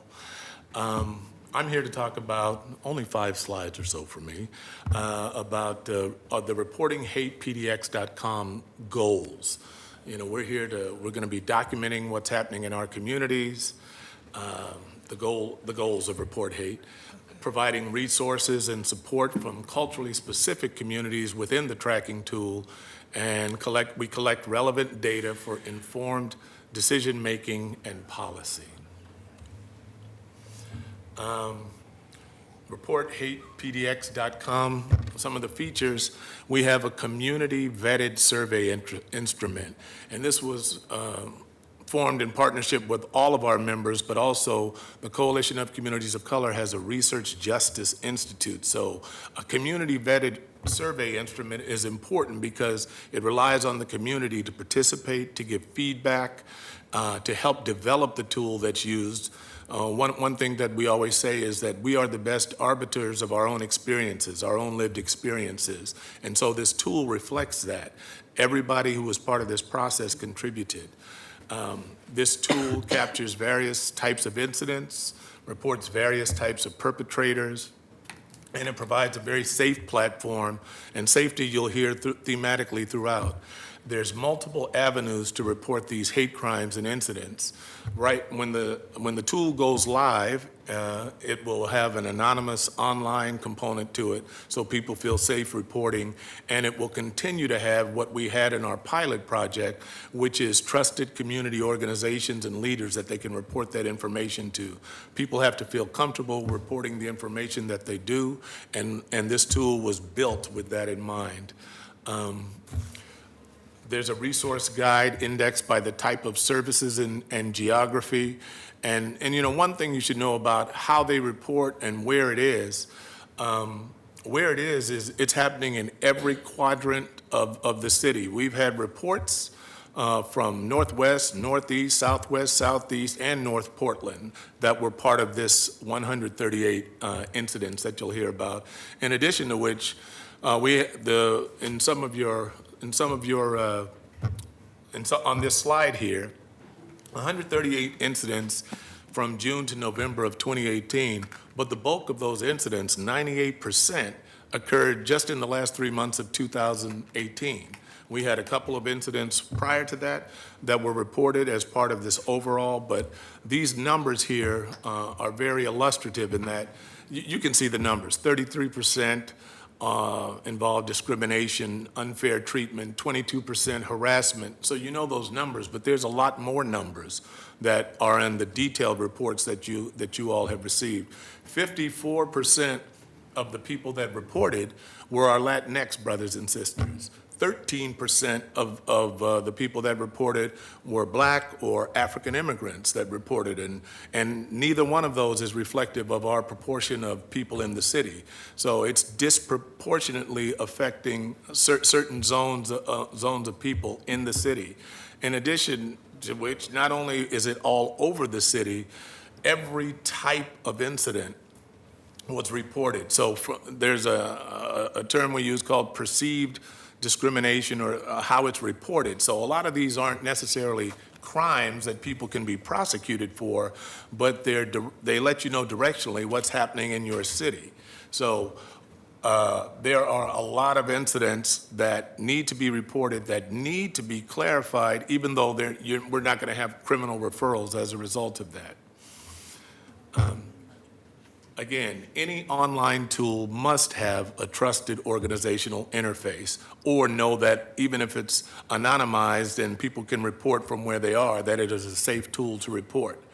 These tools take time to integrate and train and let our community know that they exist, but we're taking that time and with the city's continued funding, because I would offer that we are appreciative of the initial grant, but we hope that the grant funding continues. We combine the tool with education and outreach, and not only does this increase the use of the tool, but validates the experiences of harm.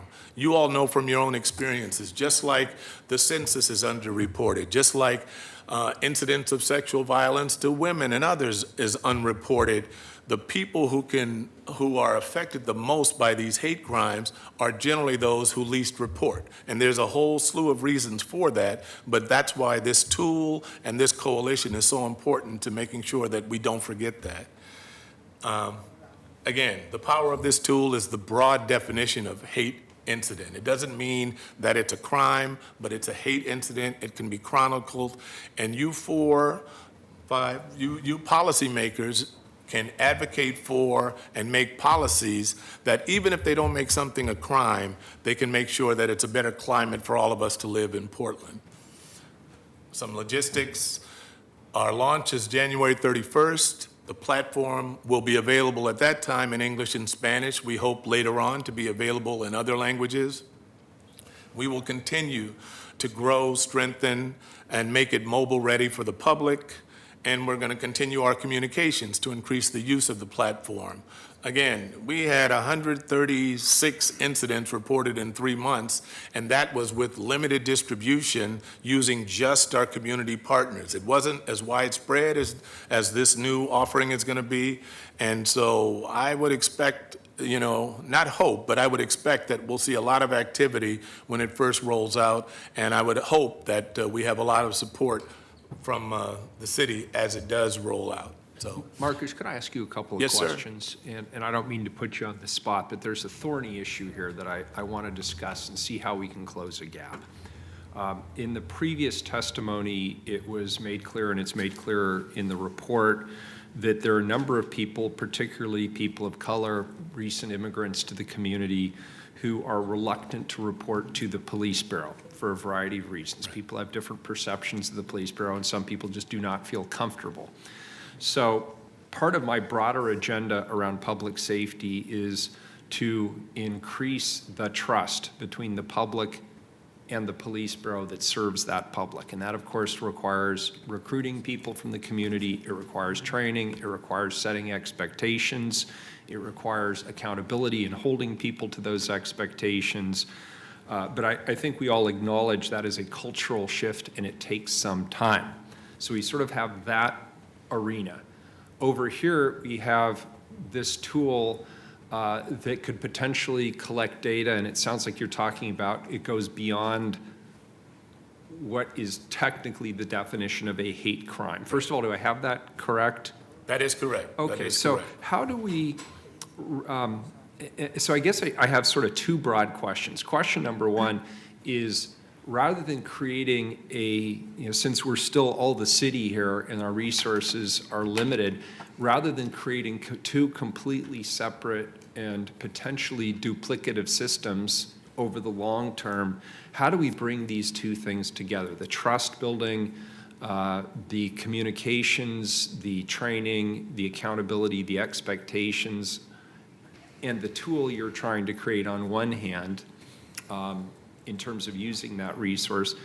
And the flip side of that question is, if there are people who, for whatever reason, don't feel comfortable reporting to the police, but they report to you, how does that crime ever get addressed? How does it become adjudicated? Who does it? How does the data end up with the police bureau, where that data is then reported to us as a city council? How do we bring these pieces together, given that there's this current lack of trust? Well, I'm an imperfect vessel to answer that question, but I have some immediate responses, and then you can check with what your own team at OCCL and some smarter people on these panels. But on the question about how do we make one system and come together, my answer there would be gradually, just because these systems are built, and this whole process was built, that they could come to trusted community partners. That's where they're comfortable. So I believe it still would have to start there. And then, of course, we would work with PPB and the city and other people to try to morph into one system.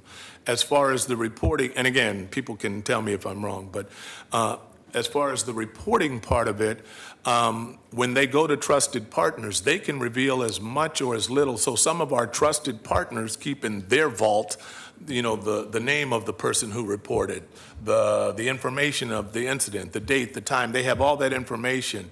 When it goes into the database, it is anonymized and de-identified. However, if the police really do want to get involved with an investigation to remediate something, they can come back to the trusted organization, who can then reach out to the individual and say, this time they want to act. Are you willing to have them contact you? There's conduits for that to happen. So there is within the currently framework. that opportunity. So Right. Now, some people will absolutely never put their name when they do it online from their own computer or the library, whatever. You won't be able to track that person. But for those that come into the organizations that they trust and know that their information won't be inordinately shared, then they have a way to go back to the organization, who can then go back to that person. So there are conduits that exist. Okay, and that's a thorough answer. I just want to make sure there's no grounds for misunderstanding, that if somebody believes if they go onto the system and they log in and they do share information and it is a hate crime, there's no chance for them to misunderstand that they just reported a hate crime when in fact there may never be a closed loop to the police bureau at all, right? That is true, but I hope, and what I think I've heard from some of the people, again, who have been longer involved in this than I have, is that, the data will be regularly and readily published. And so even people that submitted things anonymously, they'll be able to see their number, their data captured in the numbers. And if they feel, as they get more comfortable, that things are moving in the process, they can come back and let one of their trusted community members know that, yes, I was the one that reported this. I am now ready to elevate it. I see they're starting to address some issues of community. And again, these hate crimes span gender and religion and ethnicity and sexual orientation. We've had the whole gamut reported just in that little 3-month period. So. And the value I'm trying to get to here, and I appreciate what you're doing in the data collection, I think is critically important. So I want to be very clear. I strongly support it. Thank you. We've had testimonies recently, as even this morning, where people believe they have said something or reported something or made contact with the appropriate authorities, and then it doesn't get acted on because actually they haven't made contact with the appropriate authorities. And so I just want to make sure that at every step possible, we make it really, really clear that if people expect a follow-up, particularly from the police bureau, there has to be direct contact with the bureau. And I realize some people aren't comfortable with that, and that is certainly their decision to make. But I don't want the opposite to happen, where somebody steps forward and think that the police are going to respond, and then they never do, because then that even further erodes public trust in the bureau. I am fairly certain that, particularly for the participants in this program, the community organizations, and you have the list, they have been trained. They make it very clear to people, we can take your name and report it, or we can take it anonymously. But even though they're taking it reporting it anonymously, they still take the name, they have the contact information, so people do have an opportunity to come back around. Excellent. I appreciate it. Thank you for your responsiveness. And I'd just like to Commissioner add, I Davis. Sure. absolutely share the concern of the mayor. I think these processes are daunting in the best case scenario, but for someone who is traumatized and stressed out and not knowing where to turn, I think it could, I haven't been walked through this process myself. Perhaps I should. We could do a mock walkthrough. I want to ensure that there's no confusion about what the end result is, but also just highlight the value of capturing these hateful incidents that don't rise to the criminal level, because it gives us a fuller picture of the true climate in the community, which is not good for a lot of our community members. And I also think we need to get clear about what constitutes a crime, because something may be a hateful incident, may not be a hate crime, but if someone's being menaced and feels that they're under threat of violence, that is a crime. So I think it's really important that we and the Bureau understand these distinctions, because anecdotally I have heard stories about people being threatened, having their, violence threatened against them in the larger context of a hateful incident, and being told that's not a hate crime, there's nothing we can do. Well, and that very thing, I think, lends itself to what the mayor said about how can we continue to work together as community and the city and your police bureau, and that you can help us with those clarifications. You can help us help the community that we outreach to. So my over-limit presentation, thank you very much, is over. But what I will just say, and you all commissioners should know this, that our group commends you for this effort. There are not a lot of cities doing this work, having these conversations at the city council level. So you don't always hear it, but you should hear that the community supports this effort, and they appreciate you commissioners making this happen. So. Commissioner Hardesty, yes, please. I think this might be more of a question for you, Mayor. It's my understanding that Portland Police does not investigate hate crimes, that the FBI, in fact, is the law enforcement agency that investigates hate crimes. So I was a bit confused by your statement. Yeah, so it was really the front door in. People typically will call the Portland Police. They'll actually call your bureau first, the Bureau of Emergency Communications. That will be shuttled to the police bureau and then to the FBI. That's my understanding. Yeah, my understanding is that Portland Police actually just says we don't investigate hate crimes. You have to contact the FBI. So I would be surprised if they did anything around hate crimes. I am done. Good afternoon. My name is Shayla Mosley. Thank you, Commissioner Udeli, Commissioner Fritz, Commissioner Hardesty, and Mayor, Mr. Wheeler. For being here. Thank you for the opportunity to speak with you guys today. I'm a parent mentor with Community Healing Initiative. I've been involved with the POIC Community Healing Initiative for 3 years. The program assists having families with youth involved in the juvenile justice system. The organization has been in the community for over 30 years. I am grateful that they have provided my family with guidance and support while my son, Michael, entered the juvenile justice system. I am now a peer parent mentor who assists with other parents who are experiencing what I've gone through. On May 11, 2018, my son and 3 of his friends were visiting the Vancouver Mall. They noticed a truck with the Confederate flag and the image of Donald Trump in the middle. They began to engage the occupants who responded by exiting the truck and chasing them. My son was caught by one of the men who was found to be a member of the Proud Boy, a local white supremacist group. He was assaulted by this individual. To add insult to injury, Vancouver Mall security apprehended my son as the aggressor. He was locked up for something that he did not initiate. Based on this experience, he has experienced trauma and is struggling of coming to the terms with the incident. With the support of POIC can provide education of hate reporting and outreach for the African American community. With our outreach materials, phone line, brochures, contact card, website, and social media campaign and video, we can reach out to many more community members on what a hate crime is and how to report it. Thank you today for your time. Thank you. And so could I just ask, maybe sort of as a follow-up to the question, what is your advice to people if they're a victim of a hate crime? What do you recommend they do? I recommend that they report it to someone that they trust, so that way we can go about trying to figure out if it's actually a hate crime or if it's just a gesture, and then go from there. Okay, thank you. Thank you. Commissioner Hardesty. Thank you. I'm curious, what was the outcome for your son?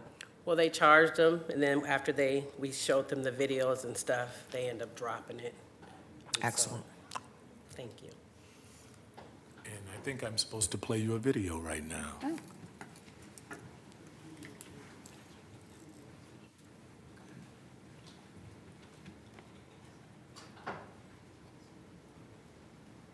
Hate crimes for African Americans are underreported because, as we say, Black Lives Matter, they don't.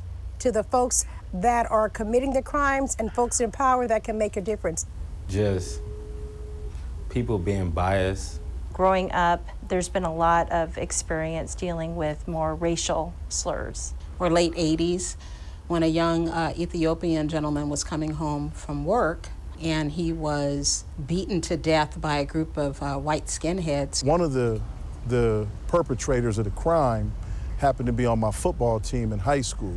I started to notice the cats he was hanging out with, and then eventually, sometime later, he was convicted for the murder in Southeast Portland. So-called routine stop turned into an incident where I, don't get to see my children. All the stuff that I've gone through is not okay. And all this time I've been thinking it's my fault, or I could have done something. I know my son is traumatized. He doesn't want to say it. He's 18 now. He doesn't want to say it or admit it or don't even know what he's feeling. But he's just like, it's over with. I don't want to talk about it. I don't care. I'm done with it. Leave it alone. And generally that young people will lose some part of their personhood, some part of their dignity and self-respect because they're engaging or having to engage someone else's hate. And unfortunately, that level of trauma then comes out and manifests itself sometimes in very destructive ways. There are microaggressions now. It happens so often, so it makes you think, did this happen? Am I sensitive? Am I crazy? It makes us question who we are because it's a part of America's DNA. But in the end, we're still dealing with hate crime. Nationally, hate crimes are on the rise, and there is data to support that. From my perspective, I see a spike in hate crimes. Good news is that there's a lot more attention in trying to combat hate crimes. And try to understand, like, it has to be something deeper besides what the action is, but it has to be something causing the action. If any crime is perpetrated against you, if somebody does something to you and they do it and let you know they've done it because of what you look like, because of how you speak, because of where they think you're from, because of a perceived physical ability or disability, because of the language you speak, because of religious or symbolic wear that you have on, that's a hate crime. And I found that people don't report because they don't believe anything's going to be done about it. And a lot of times we accept the fact that that's just the way it is. I think people are scared that we don't have a voice, and so that's maybe why we don't speak up about the little things, and that's why things like what happened at Hollywood Max Station became so devastating. If you witness a hate crime, I think it's still your responsibility to report it, to report what you've seen. I still have conversations with people and they relate a story, and my question is, did you report it? If it goes unreported, our society considers it as not happening. If you don't report it, then there's no learning from the experience. So what do you do if you need to report a hate crime? First thing you can do is document to the best of your ability what you saw happen, where were you at, what facts you know, and get those things down. One thing you can do is contact our support line, parent hotline, at 971-352-6822. You can report it, and we can work with it. But if we don't name it, we can't change it. And we should speak up on what we see in front of us, whether that's someone being watched at a grocery store just because the color of their skin, or that's someone being called out because they're wearing a hijab on the max. I think that's probably the biggest hurdle, is some people believe there's just really not a problem. And therein lies, we can't move forward until we accept that, in fact, there is a problem. So by reporting it either on a hotline or through the city of Portland is very important so that they know there are communities that are at risk for hate. Remember, this is not a substitute for filing a police report. And if this is an emergency, dial 911. Now I'm reaching out, and now I'm getting the help that I need. And I encourage everyone else who's going through similar situations, whether that has to do with being abused at school and dealing with hate, or being abused at home and it filtering into school life. I encourage it. Well, that answered a lot of questions. We should have just played that first. Yeah, we wanted to get our Good video. statements in. Good afternoon, Mr. Mayor and member of the City Council. Thank you for the opportunity of listening to the community's testimony about hate crimes and bias incident crimes. My name is Ezekiel Mbabu. I'm a crime victim advocate with Lutheran Community Services Northwest in Portland. I am originally from the Democratic Republic of Congo. I moved in the US in 2011 and have lived in North Portland for 7 years. As a program that already provides victim advocacy services to vulnerable population, including refugee and immigrant community in the area, we have seen a need for education to our new neighbor regarding what hate crime is. People sometimes come from other countries where there are different standards around what is acceptable or tolerated. And many of people we work with have been surprised to learn that many of the common experiences are something that, as a society, we know is unacceptable and might be a crime. By providing education to people so they understand what hate incidents are or are not, we help empower victims and communities. We have worked hard to create materials for people in a variety of languages. As we know, language barrier can be an obstacle for people in accessing support, and have done outreach to over 1,400 people. And we have seen that having a coalition with a variety of partners has been critical in reaching different targeted groups. The Poor Coalition as a whole has done outreach to 10,000 people in our community. The Poor Coalition is working on collecting hate crime data so we can do a better job understanding and dealing with this problem. But our priority is to providing support to communities, especially where otherwise there may not be much support, being a point of contact for vulnerable community. I would like to tell my short story to support my above allocation. As an immigrant family from Congo that moved in North Portland and have experienced hate crimes and bias incident crimes. After we moved in our house, a group of teenagers would come several times and spit at my front door, pouring water on the door and ring the doorbell. When I would come out to check, they would run and shout, "African, go back to Africa." In African culture, spitting at my door is the same as spitting on my face, and is the ultimate way to dismiss me and my family. I think even in the US, spitting on someone or their property is an extremely disrespectful act. Even so, it happened several times. Later on, I was told that the spit on the door meant hate. And then came the attack on my children. They bullied my children and tried to provoke them to a fight. My family did not know what to do and whom to turn to.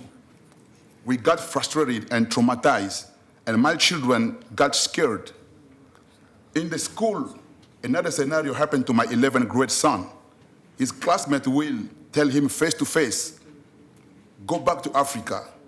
When the boy had enough, he reacted by a punch. Unfortunately, he was sent home for 2 days, and nothing was done to the one who provoked him. As a parent, how would you feel if they do it to your children? Like my family, many other families are going through situation and don't report because they are not aware of what to do and how to seek for help. Mr. Mayor, member of the council, our community needs access to resources, education, and support. This is widespread in Portland, and by providing this support and resources, we start to shine a light on the real problem, and then we can move forward and heal these wounds. My family was grateful that someone explained these actions are hateful and not acceptable. It empowered my family to take positive actions, to take care of ourselves and involve as well to support others in the community experiencing similar issues. Thank you. Thank you.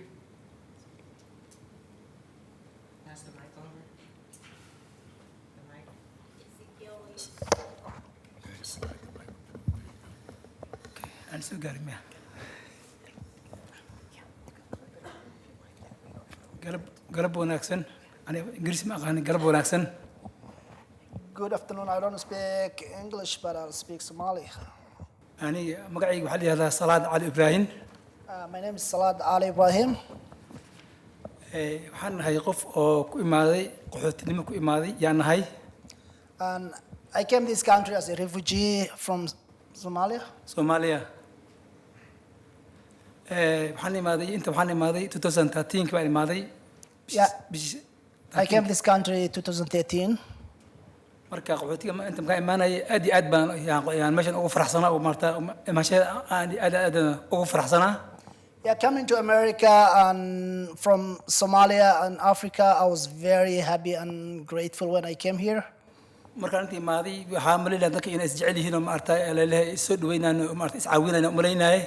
Yeah, the story I had and when I was in Africa in America was that people and welcome each other and support each other.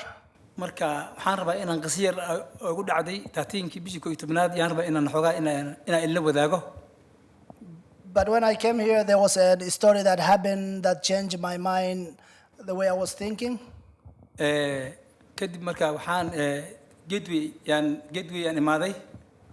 Yeah, there was a day I was in a gateway transit center. marka tareenkii aan rabay aan raac ma raacin mid kale aan raacay. So I was taking a train, but I took a train which is not the one I wanted. marka waxaan raacay tareenkii oo Kalgamas baan raacay aan ka raacay la Gresham kii waxaan raacay ma artay Kalgamas. Yeah, I was going to Gresham, but I took a train which is going to Kalakamas.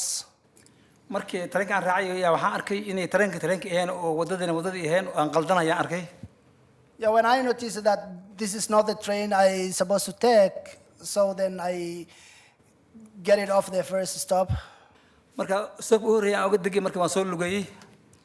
Then when I get off the first stop, then I start walking back to the. marka roobna waa da'ayo qabowxuna waa jiray. And it was a raining day and it was very cold. marka cunugayga oo xaafadda jiraan ayaan wacay telefoonka tala soo cunugayga aan wacay. And I called my son who was at home that time. marka cunugayga wacay waxaan arkay nin cadaan hortiisa socdaan arkay oo socdo oo laskana lugaynaya. Yeah, when I was talking to the phone with my son, I saw a white man who walking there. marka cunugayga waxaan niyo horteeda nin baa socda ninkaasaytu yaa raacay ku dhiiba la hadal bal hay hagaajiyo oo meeshii wadadii tareenkii aan raaci lahaa oo Gresham inuu igu hagaajiyo yaa rabaa la hadal. Then I said my son, okay, there is someone here and I don't speak English, so if you can talk to him, he can direct me where I want to. ninkii markaan gaaray yaan dhahay aniga English ma aqaan waxaan ku dhahay help bisaan dhahay yaan dhahay English ma aqaan help bisaan dhahay.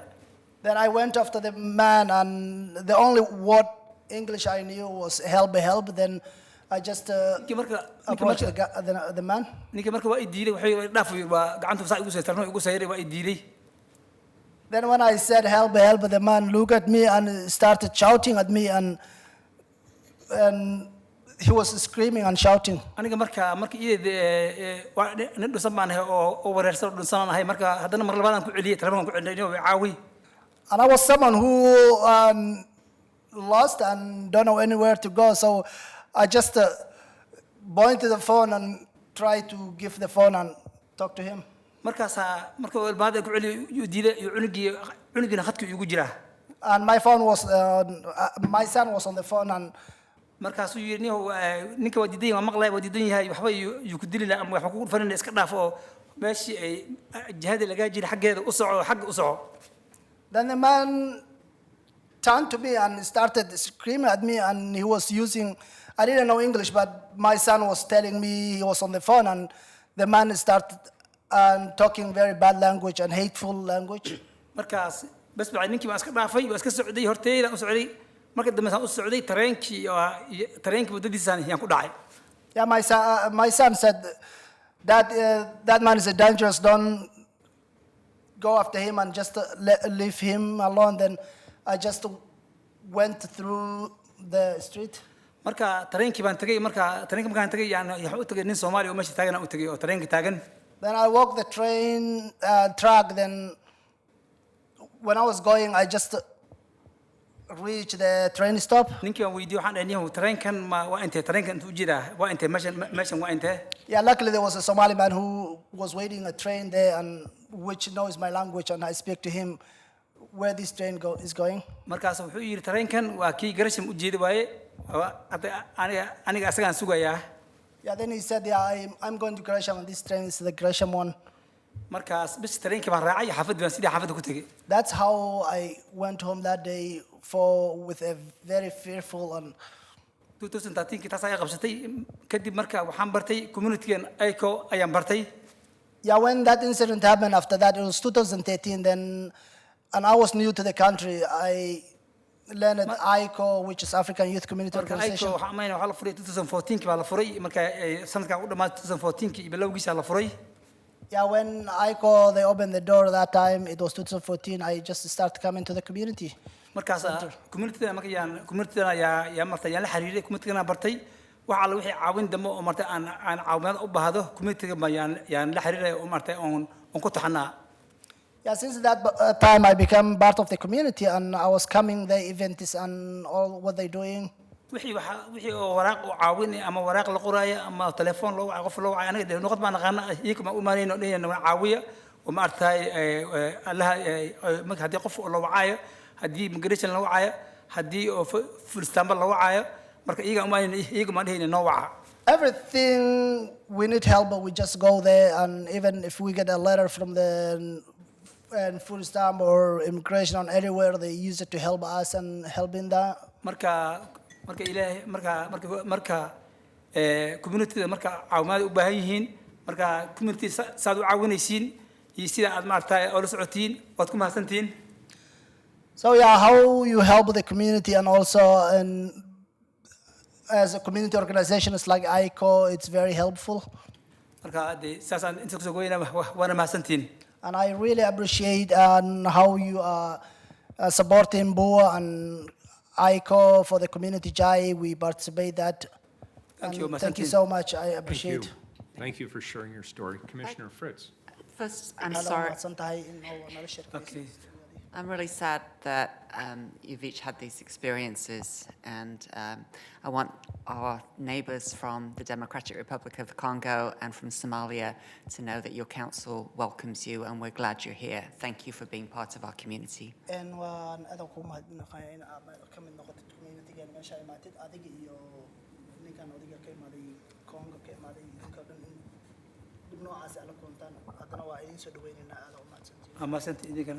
Thank you so much. Thank you. Our next panel Thank you. to give testimony is Zhao Xiang from PBOT, Irene Marion from PBOT, Aaron Waters from the Q Center, and Molly Mayo from Southeast Uplift.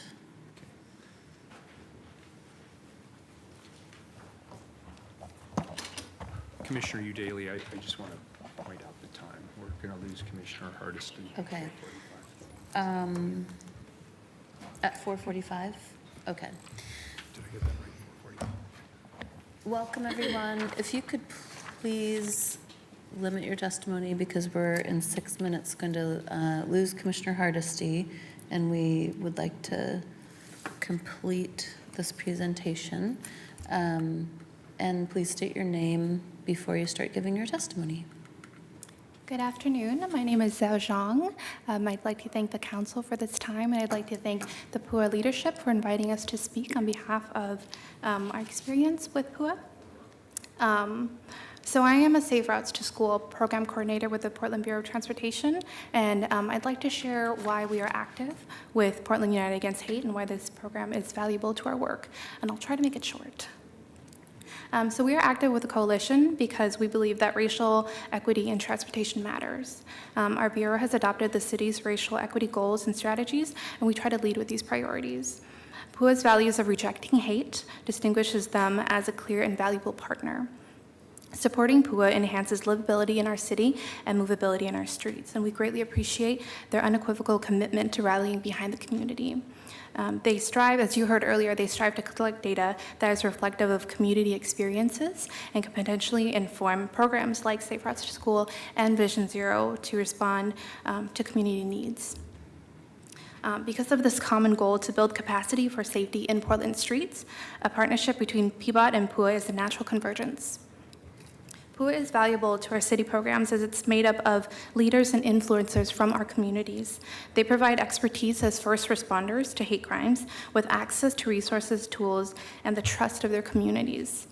At a programming level, PBOT is limited in our available resources and ability to follow up with every single person that is affected and has experienced hate in our streets. And that's where we rely heavily on our community partners to create more capacity in supporting hate crime victims and their families. Every time we hear about an incident that happens in our communities, it's really a turning point in our work. I'd like to share a few examples. Last summer, we had a mother reach out to us about one of the many incidents that's happened to her on the street. She shared about a man driving and slowing down to literally follow her until she reached a MAX platform. And she questioned whether it was safe for her Latinx children to take the MAX to school if she, a full-grown woman, did not feel safe. We're working with this mother and her children's school to create safety language and trainings using PUA tools. In May 2017, as mentioned a few times earlier, 2 high school students were verbally assaulted on the MAX because one of them appeared to be Muslim. And this ended in 3 stabbings and 2 deaths. This caused all of our schools to freeze and question transportation safety and whether or not their communities were welcome to participate in active transportation and in our streets. 2 weeks after that incident, a black student at Hosford Middle School was followed by 2 white men and verbally abused for 2 blocks while trying to wait for the bus. And many, many students saw this and witnessed it. So along with parents, staff, and community partners like Oregon Walks and the 107s, we rallied together behind this school to show the students that adults care about them. Portland Safe Routes to School serves over 100 students in all 5 of our school districts. When our students and their families are feeling unsafe in their daily commute to and from school, we want to connect them to resources like PUA to get more help beyond what we can offer. We recognize that our work encourages more vulnerable populations to be out in public spaces, and we have to try our best to ensure that those spaces provide more safety measures than just crosswalks, or traffic signals. We recognize that in order to effectively serve Portland school communities, we must work in solidarity with PUA and show up with a sense of urgency. PUA is an invaluable resource that has elevated the importance of equitable safety throughout PBOT and the City of Portland. Thank you for your time. Thank you. Good afternoon. My name is Irene Marion. I'm the Equity and Inclusion Manager at PBOT. We've taken some time, so I'm not going to go through my whole statement here, but I just want to reiterate what my colleague Zhao has shared. We are feeling some urgency around addressing these issues, around showing up in solidarity, around the partnership that we need to provide as city bureaus. And that's really driven by the fact that we have a comprehensive plan, climate action goals, our transportation system plan, that all are leading us to encourage people to get out of their cars, to be in public space, to walk, to bike, to use alternative modes of transportation. And so as our programs are going out into community to encourage this behavior change, we are feeling concerned about asking people of color to engage and to be out in public space. We have a true commitment, a deep commitment to this work. We are sponsoring events where we can. We're showing up. We're just wanting to be here. So we look forward to future partnership opportunities across other city bureaus. We want to make sure that we can continue to contribute to the efforts that the city is making. And we encourage you to ask and encourage your bureaus to do the same. Thank you. Thank you. Thank you. My name is Aaron Waters, and I'm from the Board of Directors at the Q Center. So what I want to do is talk a little bit about why it's important for the queer community to be included in these conversations. While there have been some legal wins, we are still seeing a lot of significant discrimination against sexual and gender minorities. Our social climate remains pretty fraught with discrimination and outright violence. Worse yet, there's a continuing trend of political tribalism, which treats our identities and ability to live our lives as something up for public debate. And so if we are the subject of those discussions, then we should have a voice at the table. And Portland United Against Hate is a way for us to do that. During the 2018 Trans March rally, PUA was visible to over 300 members of the transgender community. And so their phase 2 work, documenting incidents of hate, means the Queer Center is going to be relying heavily on our partnership with them. As an avenue for trusted contact, we are going to become a very important outpost for reporting those incidents, and that will continue moving forward. And as we watch incidents of hate crime rise, we're reminded that this is not a new phenomenon. This is something that has been happening and always going on. And what's changing is that we're becoming stronger and better organized. Our stories are being better held and told by organizations that are choosing to seek us out and support us. So organizations like PUA are critical to building bridges between the queer community and our neighbors that'll actually stop the cycles of violence against us. It is unfortunate that one of the most important days of the year for the trans community is November 20th. It's the Trans Day of Remembrance. It is a day in which we honor the ones that we've lost, those who've died. We actually lost a member of our community last May, Gigi Eugene Pierce. She was bright and vibrant. She should definitely not be forgotten.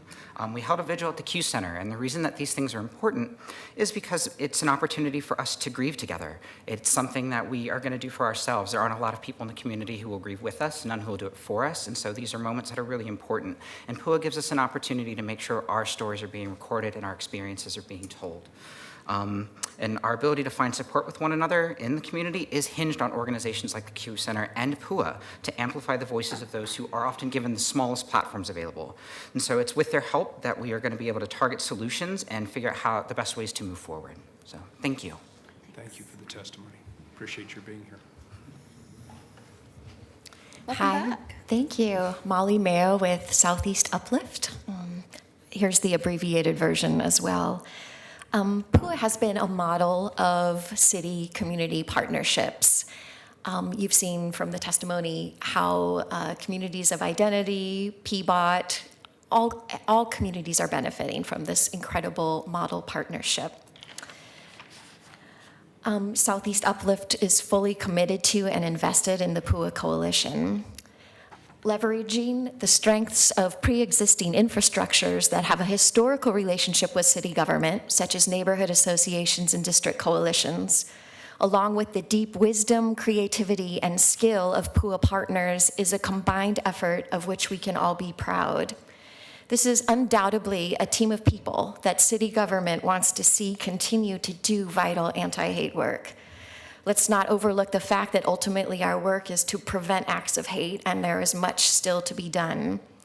Southeast Uplift strongly values the opportunity to be a part of PUA and fully acknowledges that participating in PUA has contributed vastly to keeping the work of our organization relevant to the needs of our community. This partnership is making progress building trusted networks of profound benefit to the city. Let this anti-hate work and this successful partnership continue. Thank you. Thank you, everyone. That concludes our presentation. Colleagues, do you have any questions? We have staff in the room if you want to. I just have one, and first, thank you all for taking the time to be here, for staying the whole time. Thank you to those in the audience who I recognize and I respect and who have come to be supportive even though you don't get to testify. Commissioner Hardesty mentioned this morning about white privilege having kind of drowned out a lot of other voices, and in the past we did take testimony on reports and now we can't, so thank you for being here anyway. My question, Commissioner, this is a fantastic report. Thank you for all of your work. Thank you to your staff in the Office of Community and Civic Life. PUA is one-time funded, I believe. Are you planning to put a direction to develop to continue the funding? Could I have Director Reed come up? That's not something that we planned on including in the report. Thank you, appreciate it. Yeah, I'm just mindful because I know we have to get the first batch of requests in this Friday, and so was going to offer to partner with you or co-sponsor, whatever, if that's something that you're willing to do. Can I give you a context of what support is needed? So definitely the grant support for the PUA partners, and then the staffing support has come separately in the last 2 years. And so staffing has come to Community and Civic Life, and the grant support came through special appropriations. The PUA leadership, and anyone, please correct me if I'm wrong, has decided that for their long-term financial sustainability, they would like to move to a community staff model. The how and why, the transition period is still to be determined, but that actually sets them up not only for partnership with the city, but with the county, possibly the state, TriMet, and also private funders who would like to invest in this area of work. So the staffing part that was typically with community and civic life, I would, again, advocacy members, correct me if I'm wrong, they were looking for transitional support so they can move to a community staff model. The grant-making part has always come through special appropriations, and so that is, again, a consideration. You heard it from the testimony. Continued support from the city.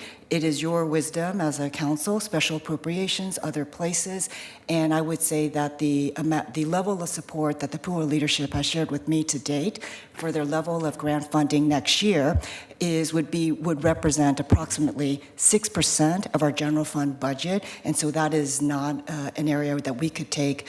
That is not a request that we could accommodate within our 99% budget this year. So in terms of absolute stalwart support for continued funding for PUA, yes, we endorse that, but where and how we would like to examine, possibly not in this forum, but with you.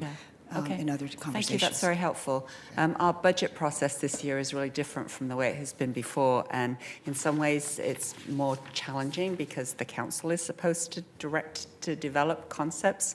On the other hand, it's really great because we don't actually have to solve the problem, we just have to state the problem and then direct the bureaus to figure out if there's a solution, and if so, what kind of funding it wants. So perhaps we could state my desire, certainly, to continue supporting the community. This is brilliant work, this is necessary work, and this is really engaging all of our communities in some of the most important challenges that we're all collectively and individually facing.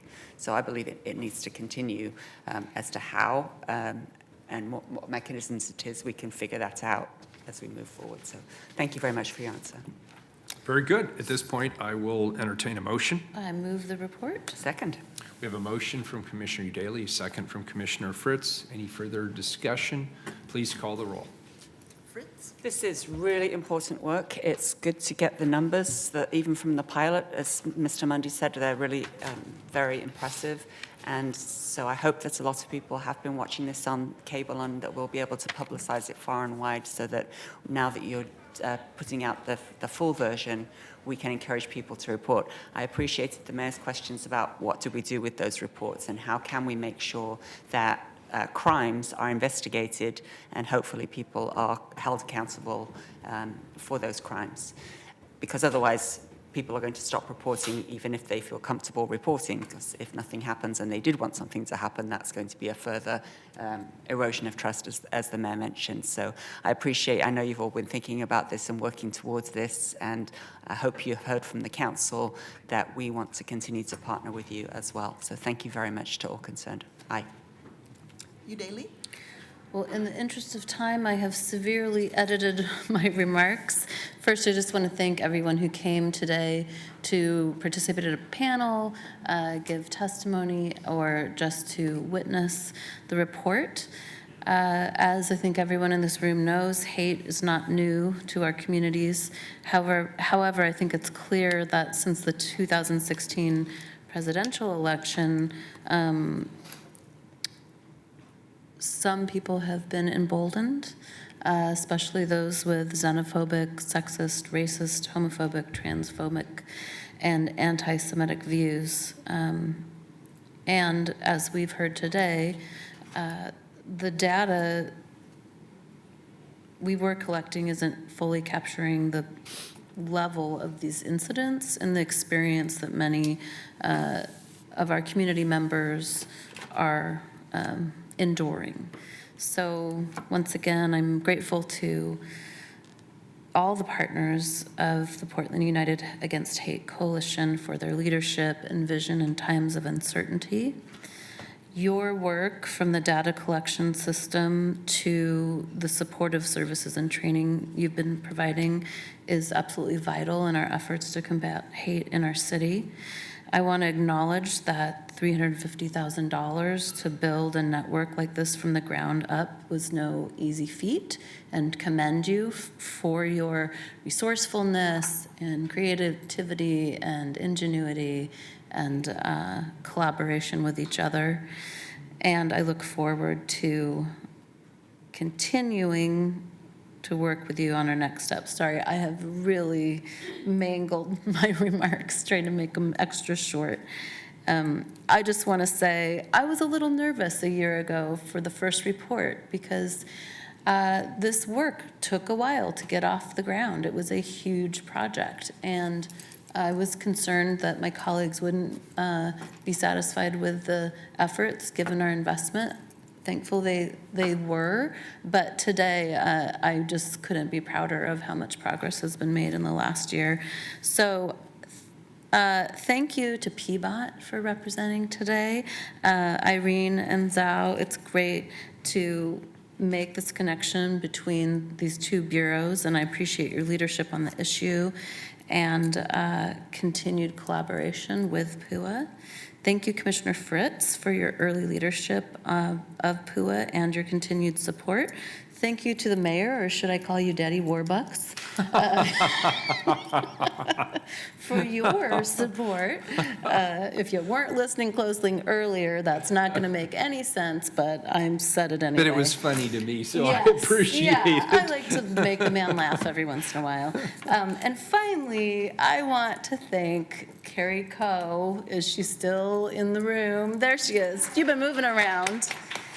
Carrie, you have worked tirelessly and collaboratively to deliver on the community's vision for the coalition. I really don't think that we could have done it without you. So thank you for representing the Office of Community and Civic Life and supporting our diverse community so well. And I'm excited to see what you're going to do moving forward. To be continued. I vote aye. Wheeler.